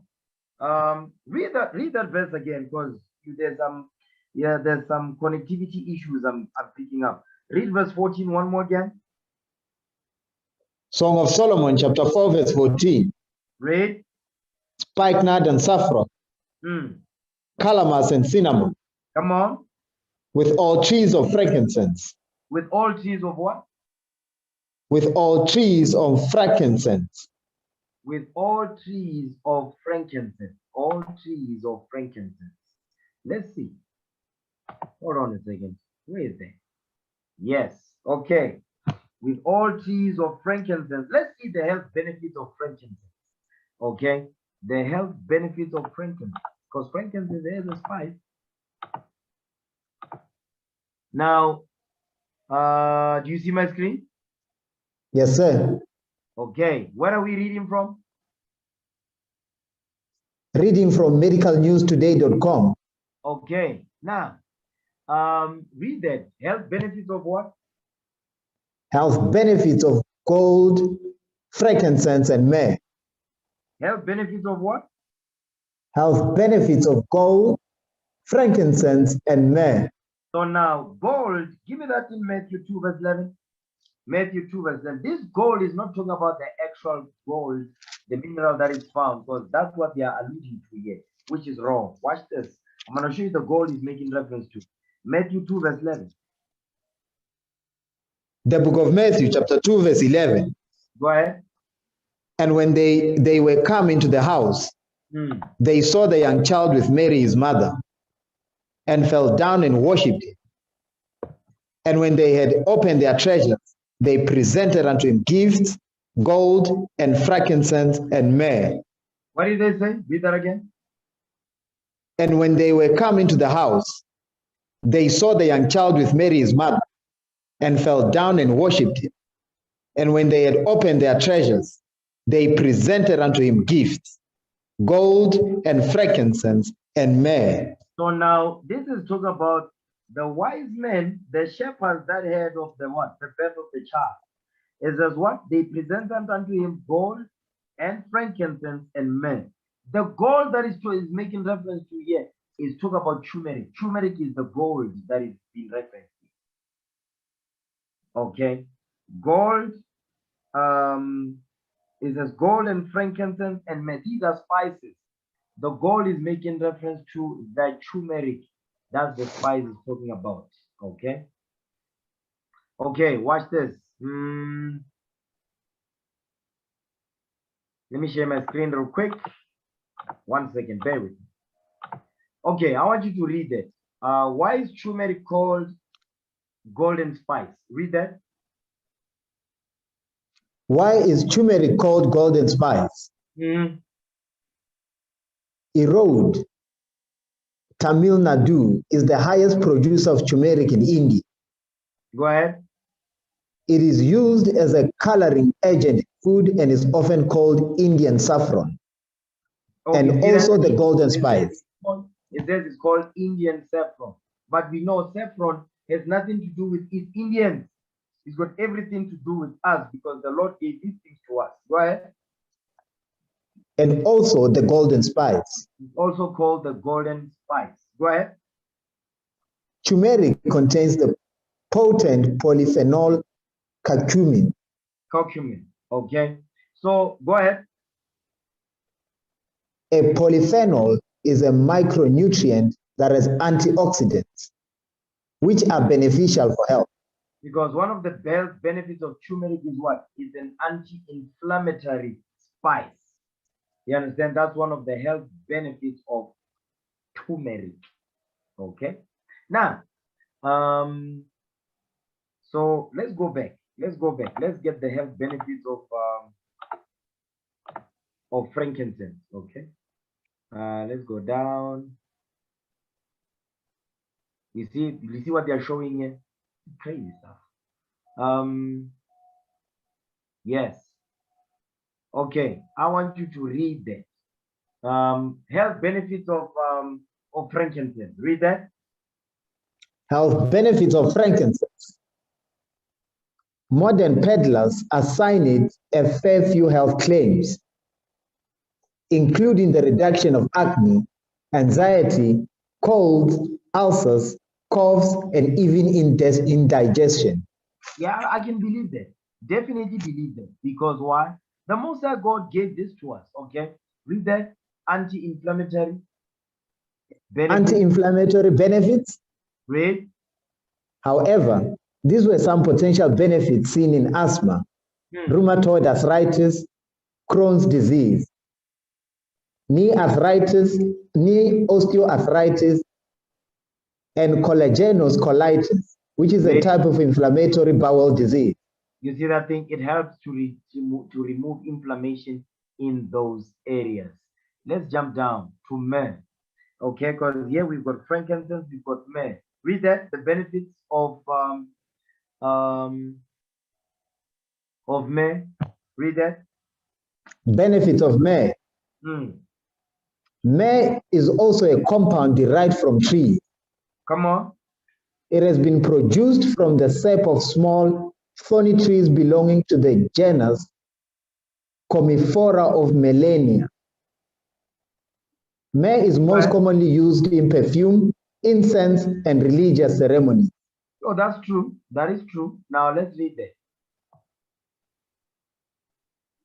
This odorous sap was considered medicinal in many parts of the ancient world. That the ancient world is talking about the world of Israel. Go ahead.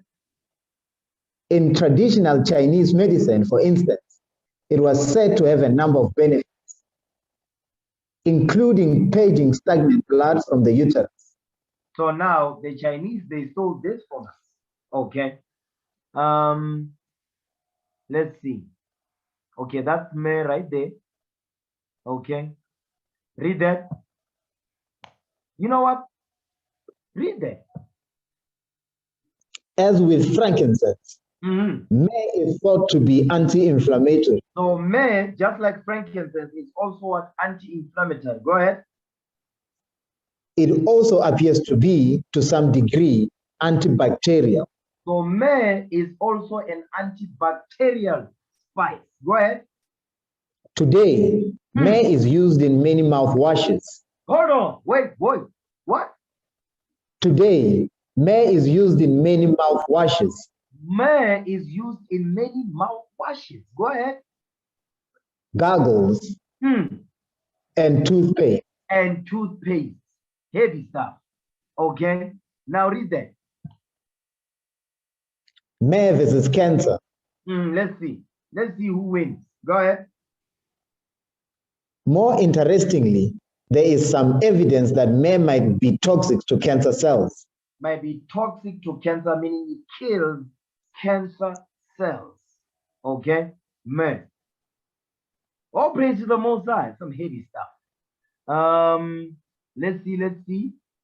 Yeah, read that. Pain relief and wound healing. It relieves the pain and it heals the wounds. Okay, read that. Aside from cancer, one study found that a mixture of frankincense and myrrh alleviated neuropathic pain in mice. You see, it says it alleviates neuropathic pain in mice. Okay, so they are claiming, because they are not showing any human studies and all that, but we don't care about that because the Most High God, He gave this to us. Okay, it's good for us. Okay, now go back to Song of Solomon chapter 4, read verse 14 again. Song of Solomon chapter 4 verse 14.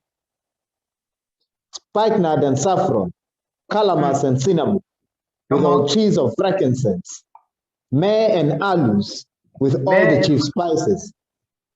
Myrrh and aloes. Myrrh and aloes. Myrrh and aloes. Oh, that's a big one. Aloe. You know, they make this. Aloe is big business. Okay. You see aloe vera juice, aloe vera this, aloe. What are the health benefits of aloe? Okay. Let's see. Okay, read that. The health benefits of aloe. Okay. Read that. Reading from healthline.com. 7 amazing uses of aloe vera. Okay, come on. Read. Overview. Aloe vera gel is widely known to relieve sunburn and help heal wounds. Go ahead. But did you know that your favorite potted plant can be used for much more than sunburn relief and household decor? Okay, obviously, let's see. Read that. From relieving heartburn, heatburn to potentially slowing the spread of breast cancer. Researchers are just beginning to unlock the benefits of this universal plant and its many byproducts. Obviously. Okay, read that. Heartburn relief. Heartburn relief. Gastroesophageal reflux disease. Good. Okay, read that. Gastroesophageal reflux disease, GERD, is a digestive disorder that often results in heartburn. You see that? Digestive disorder that often results in heartburn. So guess what? The aloe, it helps with that. Okay? Let's see. Let's see. Read that. An alternative to mouthwash. Is an alternative to mouthwash. Now read that. The plant's natural ingredients, which include a healthy dose of vitamin C, can block plaque. Plaque. It can block plaque. Go ahead. It can also provide relief if you have bleeding or swallowing gums, swollen gums. If your gums are bleeding or your gums are swollen, it says what? It says aloe will help with that. Okay, go ahead. Lowering your blood sugar. So aloe helps lower your blood sugar. Okay, read that. A natural laxative. Laxative. So it loosens your bowels. Okay, it helps with digestion. So that's the point. Read that. Aloe vera is considered a natural laxative.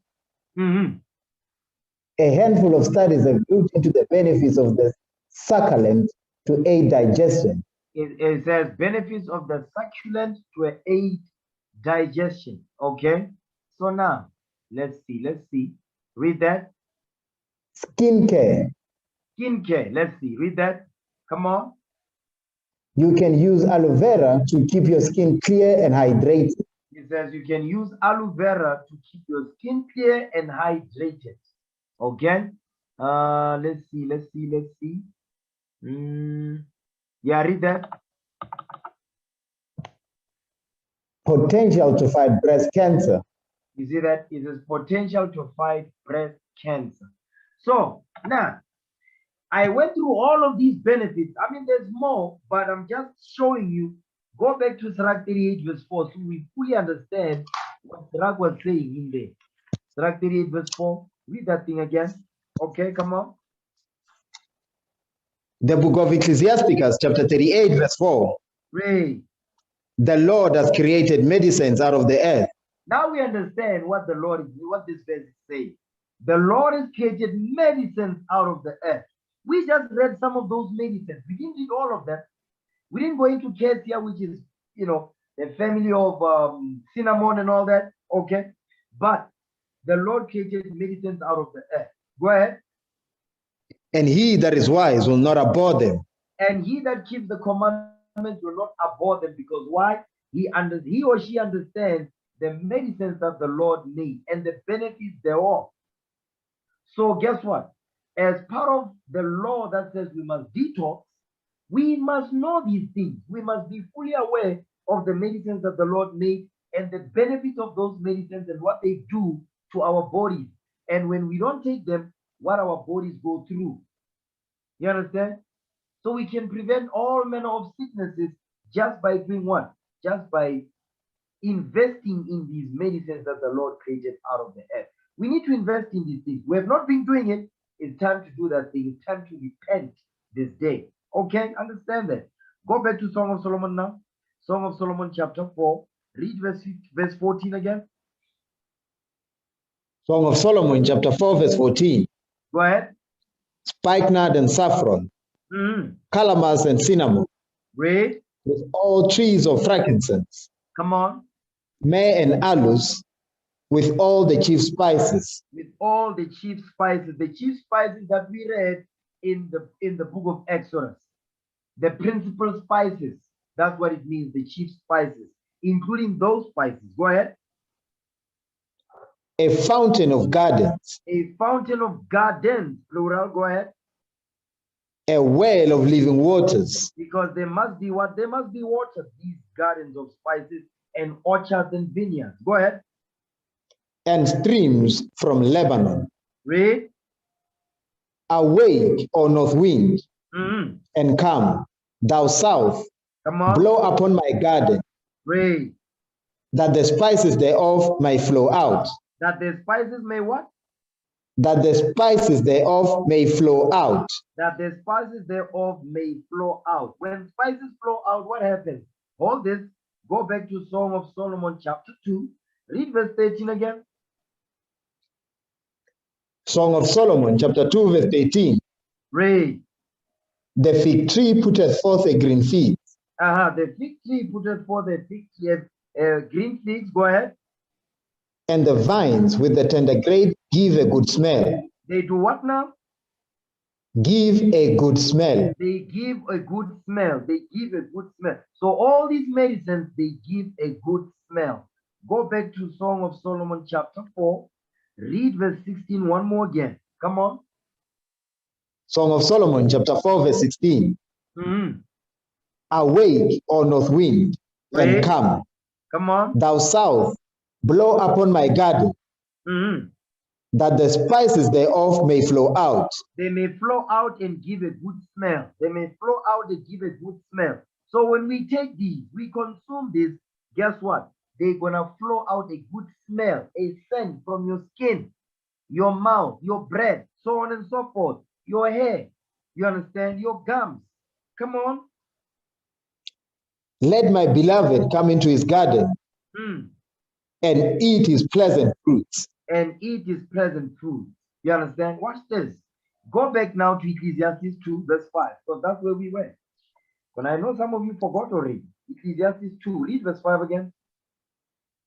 The book of Ecclesiastes chapter 2 verse 5. Come on. I made me gardens and orchards, and I planted trees in them of all kinds of fruits.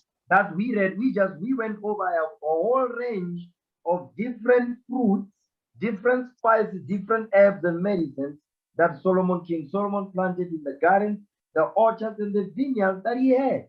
Go ahead. Which comes from what? The earth. Okay, read.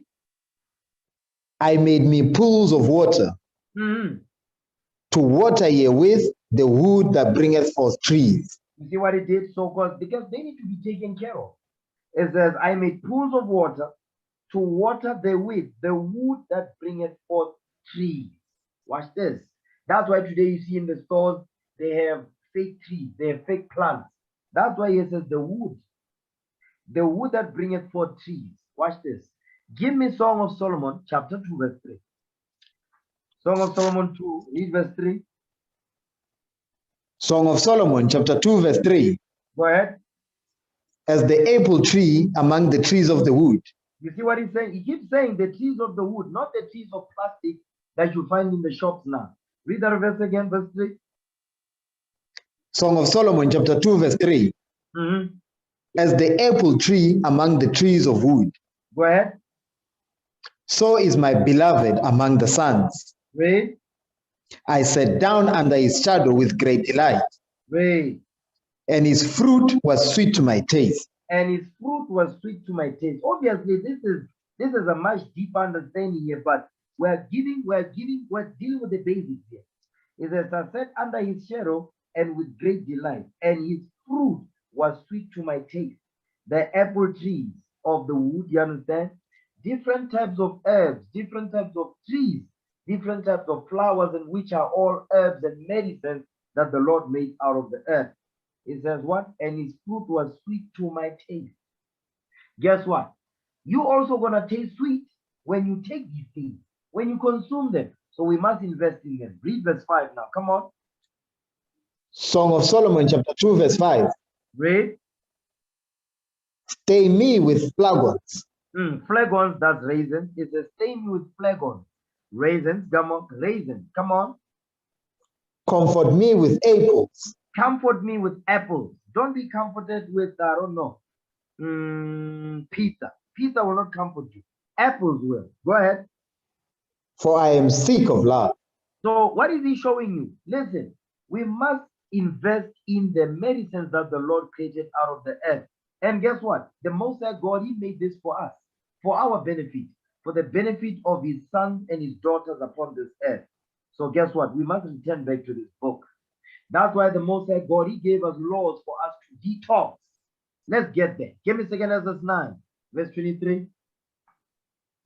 2 Ezra chapter 9, verse 23. And when we detox according to the laws of God, like our forefather Ezra did, guess what? All of those medicines that we read about, when we detox, guess what's going to happen?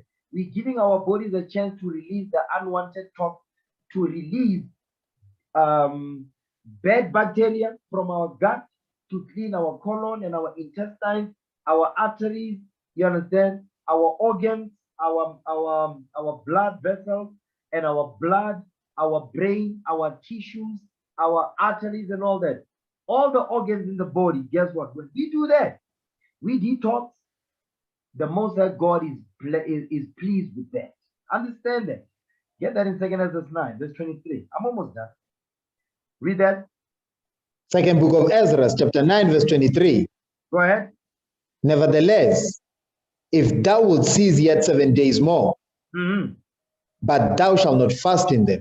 He said, listen, for 7 days, I don't want you to fast this time, because Ezra was fasting multiple times at the command of the Lord. Okay, so now the Lord is telling you, listen, this time I don't want you to fast. For these 7 days, the Lord is going to tell Ezra what he needs to do. Go ahead. But go into a field of flowers. He says, go into a field of flowers. These flowers goes into herbs, medicines. Go ahead. Where no house is builded. Where no house is builded, because when you build a house and all that, obviously what's going to grow? Nothing. So go to a field of flowers when no house was built before and all that, because guess what? The herbs and all, they are pure. Read on. And eat only the flowers of the field. You see what he's telling him? He says, eat only the flowers of the field, meaning the herbs of the field. Go ahead. Taste no flesh. Don't eat meat. Go ahead. Drink no wine. Don't drink alcohol. Go ahead. But eat flowers only. But eat herbs only, fruits and veggies. Go ahead. And pray unto the highest continually. While you're doing that, this is, by the way, the Lord is telling Ezra, he says, don't fast. What is the Lord telling Ezra to do? He says he must detox. He's telling Ezra to detox. He says, don't eat no flesh, don't drink alcohol, but eat flowers only. Detox. You are not fasting, you are detoxing. You are cleansing your body. Okay, go ahead. Verse 25 again. And pray unto the highest continually. While you are detoxing, it says pray to the highest continually. You understand? Pray without ceasing. That's what he's saying. Read. Then I will come and talk with thee. You see what the Lord is saying? It says when you detox, you pray while you're detoxing. The Lord says, listen, Now I'm going to come and talk to you. Meaning I'm going to deal with you on some level. I'm going to deal with you on a level. That's what the Lord is saying. So guess what? Hold this. Give me Hebrews. No, give me Romans 12. I'm going to show you what the Lord is telling Ezra. Watch this. Romans 12. Read verse 1. Romans 12 verse 1. The book of Romans, chapter 12, verse 1. Go ahead. I beseech you, therefore, brethren, by the mercies of God, by the blood of Christ, by Christ dying on the cross, that's the mercies of God. Go ahead. That he present your bodies a living sacrifice. That we do what? That he present your bodies a living sacrifice. We must present our bodies a living sacrifice. We must present our bodies a living sacrifice. And as we present our bodies as a living sacrifice, how must we present it to the Lord? Go ahead. Holy. You see that? It must be holy. It must be holy. Give me Romans 7, verse 12. It must be holy. Okay. The book of Romans, chapter 7, verse 12. Wherefore the law is holy. Wherefore the law is holy. So as part of us presenting our bodies as a living sacrifice holy to the Lord, guess what? Part of us presenting our bodies holy. Part of that law is what? Is to detox. Detox is a holy law of the Most High God. Let me say it again. Detox is a holy law of the Most High God. It's not a suggestion, it's a command. Detox is part of the holy law. Go ahead. And the commandment holy. You see that thing? Detox is part of the holy commandment of the Most High God. Read. And just and good. You see that thing right there? Go back to Romans chapter 12, verse 1 more again. Come on. The book of Romans chapter 12, verse 1. Read. I beseech you, therefore, brethren, by the mercies of God, come on, that ye present your bodies a living sacrifice. That you present your bodies a living sacrifice. That means daily you must be sacrificing yourself to the Lord. Okay, go ahead. Holy, acceptable unto God. Holy.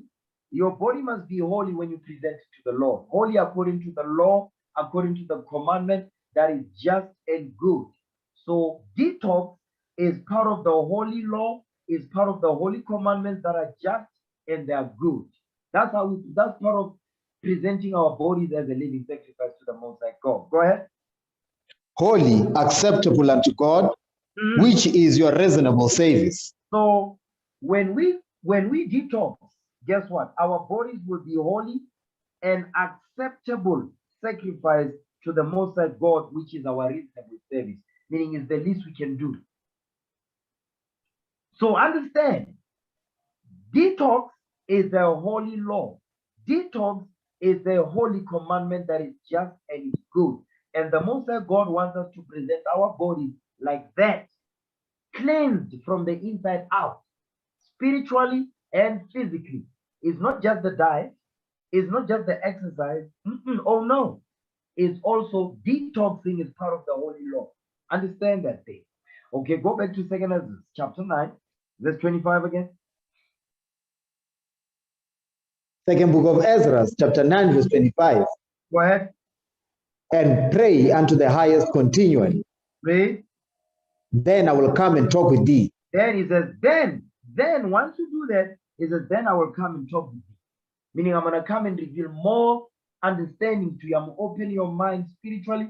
I'm going to open your ears. I'm going to open your eyes for you to see wondrous things out of this law. Go ahead. So I went my way into the field which is called Adar.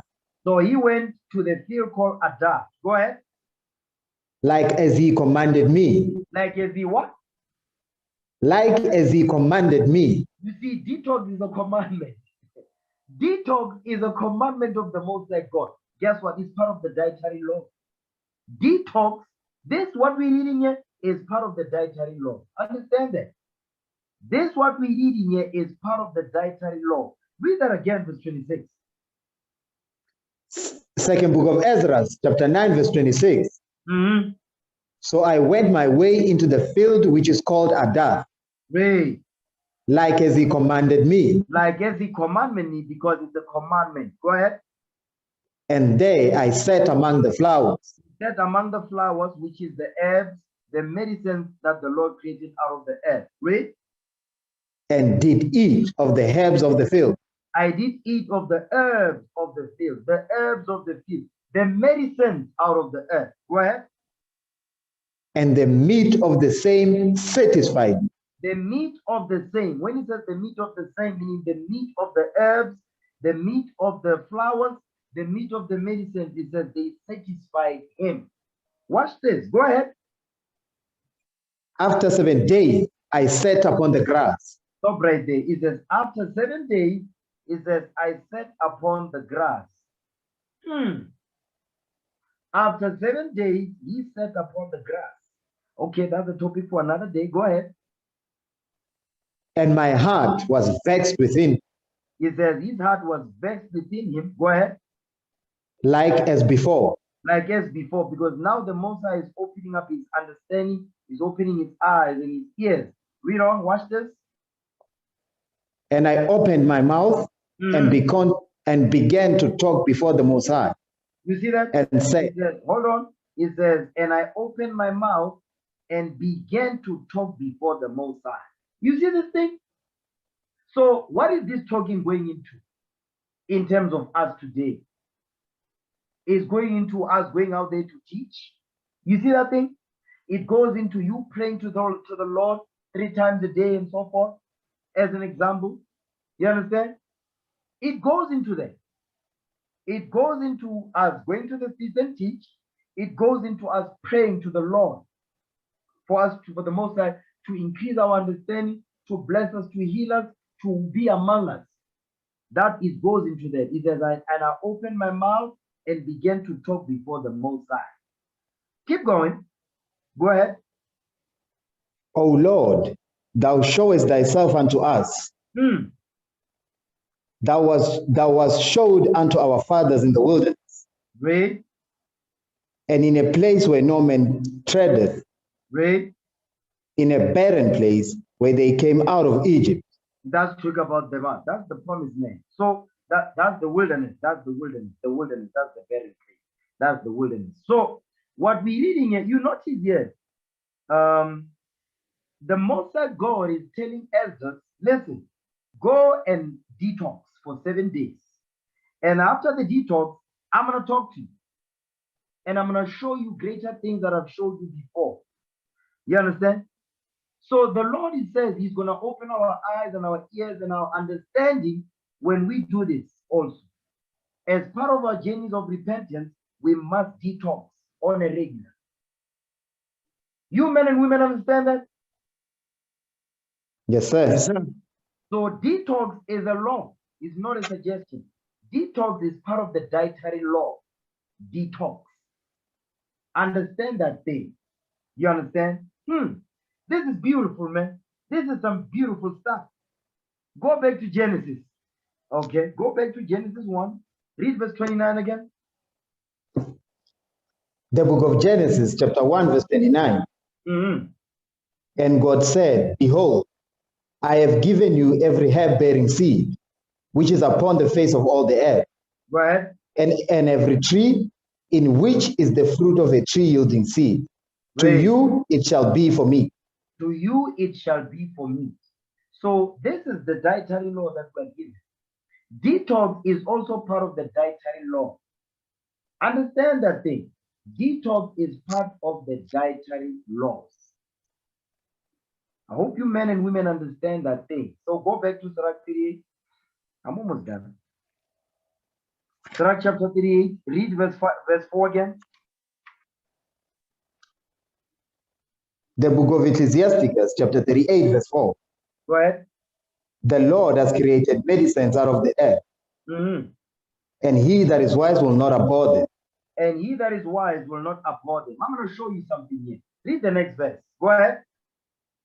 Was not the water made sweet with wood? Stop right there. Was not the water made sweet with wood? Remember what King Solomon said. Go back to Ecclesiastes. Ecclesiastes chapter 2, read verse 6 again.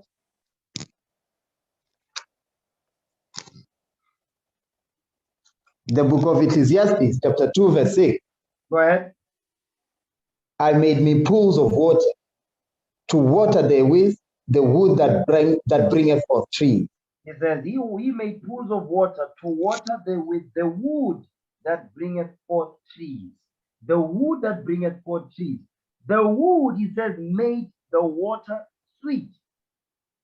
So why do you think we blend the carrot?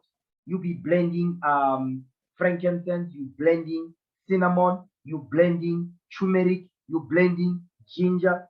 Guess what? Because you're getting the flavor out of the wood, out of the roots of them trees. You understand?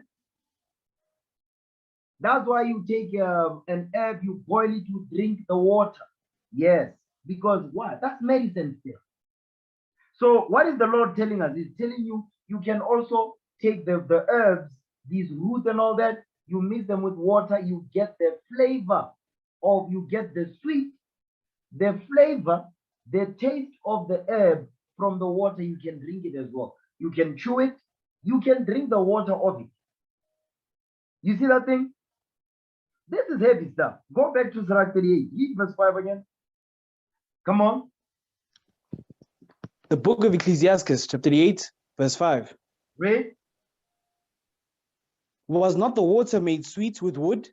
Read. That the virtue thereof might be known? That the virtue thereof might be known. Meaning the virtue of the taste of the wood may be known through the water. That the virtue thereof might be known. The taste, the flavors. You understand? The aroma. The odor that comes from it. What? The sweet odors that come from them. Give me that thing. We'll go back to Wisdom of Solomon 7. Wisdom of Solomon chapter 7. Read verse 20 again. Wisdom of Solomon, chapter 7, verse 20. Mm-hmm. The natures of living creatures. Come on. And the furies of wild beasts. Read. And the violence of winds. Mm-hmm. And the reasonings of men. Come on. The diversities of plants and the virtues of roots. The different types of plants, diversities of plants, meaning plants after their kind. Read. And the virtues of roots. You see the key right there? When it says that we may know the virtues thereof, we talk about the virtues of the fruit, the virtues of those roots, the virtues of the roots of the trees or the plant. Guess what those are? The roots of those trees, there's medicines out of them. You take the root of that plant, you crush it, you understand, you mix it with water, you drink it. That's medicine as well. So it's not just the fruits that come from there. It's not just the seeds that are within those fruits. It's not just the peels of the fruit. It's not just that, but goes to the leaves, the stalk, and the root of that plant is also medicine for. Understand that thing. You understand? Because, for instance, we've got root vegetables like your carrot, your potato, and all that. But guess what? An apple tree has roots. There's virtues in those. There's medicine in the root of the apple tree. You understand? For instance, the leaves of a banana plant. There's medicines out of there. The root of the plant of the banana tree. There's medicine out of that. That's why it says the virtues of what? The virtues of the roots of these trees. Because a lot of the times you see you think about, okay, you buying an apple. You find that the apple still has a leaf that was attached to the tree. But you take the leaf, you throw it in the bin. You think it's not important. You think the only thing that's supposed to be edible is the fruit. No, the whole thing is edible. You see the point? Yes, sir. But we've been conditioned in this captivity to believe that the only thing that is good is only the fruit thereof, but the rest you're supposed to get rid of it. No. What the nations do is that they take the root, the stalk, the leaves, The flowers of these plants, of the fruits we eat, they create medicines out of them. And that's why today you've got what? You've got clicks, you've got discounts. That's how they make money. Because why? We ignorant of God's commandment. Give me that in Baruch 3:36. Let me show you what the Lord did. Okay? Because we read this verse all the time, but I want you to see how deep this verse goes. Read that, Baruch 3:36. Come on. Baruch chapter 3 verse 36. Go ahead. He hath found out all the way of knowledge, and hath given it unto Jacob his servant, and to Israel his beloved. You see that? It says he have found out all the way of knowledge and has given it unto Jacob. The greatest knowledge that the Most High God manifested, he gave it to us. It says, and to Israel his beloved. Watch this. Go ahead. Afterward did he show himself upon the earth, upon earth. What? Whoa. What did he do? Afterward did he show himself upon earth. He showed, the Most High God showed himself upon earth. What grows out of the earth? The medicine. So these herbs of the field, that's part of the way, that's part of the ways the Most High God is showing himself unto us. Through the medicines that he created out of the earth for our benefit, is that, and he conversed with men. How does he converse? He gave us his Bible. The Lord communicates us through his book, his laws, his statutes and commandments, his mysteries, his parables and allegories that are written in this book, that are only given to who? His sons and daughters. I need you men and women to understand this thing. The Lord is opening our spirit. Pay attention. Read again verse 37. Baruch chapter 3 verse 37. Afterward did he show himself upon earth. Come on. And conversed with men. Chapter 4 verse 1. Watch this. Go ahead. Baruch chapter 4 verse 1. Read. This is the book of the commandments of God, and the law that endureth forever. And the law that endures forever. Go ahead. All they that keep it shall come to life. You see that thing? When we keep the law and the commandment that endure forever, that are found in this book, it says we're going to come to life. Go ahead. But such as leave it shall die. You see that thing? The Lord created medicines out of the earth, and he that is wise will not abhor them. Because if you abhor them, it means you leave it, then you're going to die. Spiritually, mentally, and physically. Go ahead. Turn thee, O Jacob, and take hold of it. Turn thee, O Jacob, and take hold of what? Take hold of the book of the commandment of God that endures forever, that gives life to them that keep it. Go ahead. Walk in the presence of the light thereof. Walk in the presence of the light thereof. What is the light? Get that in Proverbs 6:23. Let's see the light that we must walk therein. Okay, read that. Proverbs chapter 6 verse 23. Go ahead. For the commandment is a lamp, and the law is light. Read. And reproofs of instruction are the way of life. You see that thing? The law is life. The law is life. The Most High God is commanding us that we must walk in the light, in the law. Go back to Baruch 4 verse 2 again. Baruch chapter 4 verse 2. Turn thee, O Jacob, and take hold of it. Come on. Walk in the presence of the light thereof. Read. That thou mayest be illuminated. That we may be illuminated. Illuminated with what? With the laws of God. The laws of God is going to illuminate our spirit, our mind, our understanding. The Lord says, I'm going to illuminate you. Walk in the presence of the light thereof, Jacob. He says we must do that. Go ahead, verse 3. Come on. Verse 3. Give not thine honor to another. He says we must not give our honor to the other nations. Come on.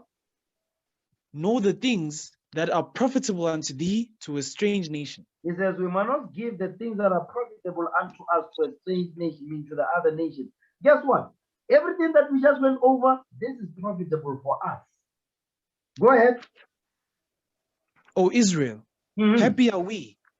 Come on. For things that are pleasing to God are made known unto us. You see that thing? It says, happy are we, O Israel, for the things, because the things that are pleasing to God are made known unto us. What are the things that are pleasing to the Most High? Give me that in Isaiah 42:22. The things that are pleasing to God, they are made known unto us.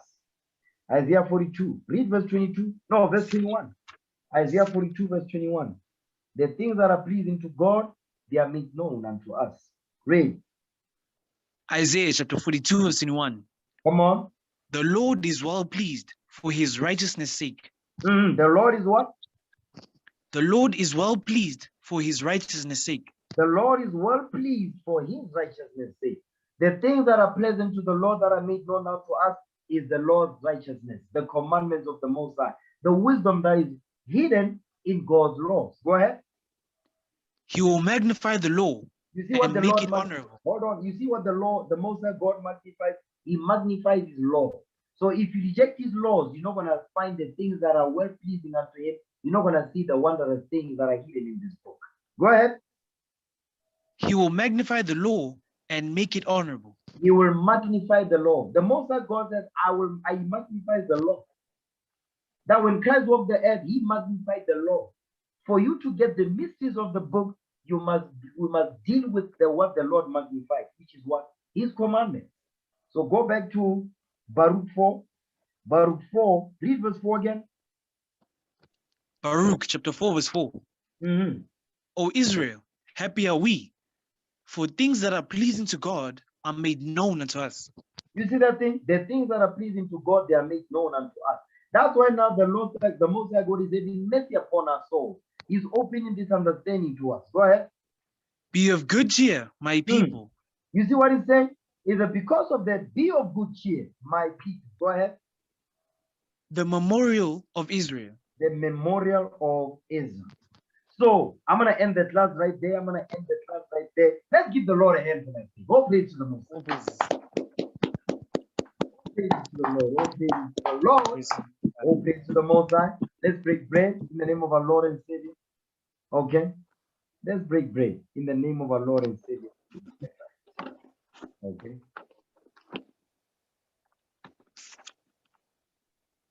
For I have received of the Lord that which also I delivered unto you, that the Lord Jesus, the same night in which he was betrayed, took bread.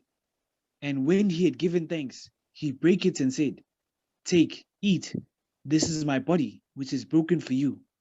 This do in remembrance of me. After the same manner also he took the cup when he had supped, saying, This cup is the New Testament in my blood. This do ye, as oft as ye drink it, in remembrance of me. For as often as ye eat this bread and drink this cup, ye do show the Lord's death till he come. Wherefore, whosoever shall eat this bread and drink this cup of the Lord unworthily shall be guilty of the body and blood of the Lord. But let a man examine himself, and so let him eat of that bread and drink of that cup. For he that eateth and drinketh unworthily eateth and drinketh damnation to himself, not discerning the Lord's body. For this cause many are weak and sickly among you, and many sleep. In the name of our Lord and Savior Jesus Christ, we pray. Amen. Let's give the Lord a hand for that.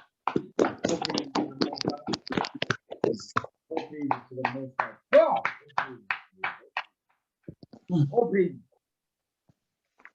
You better praise the Lord your God this day.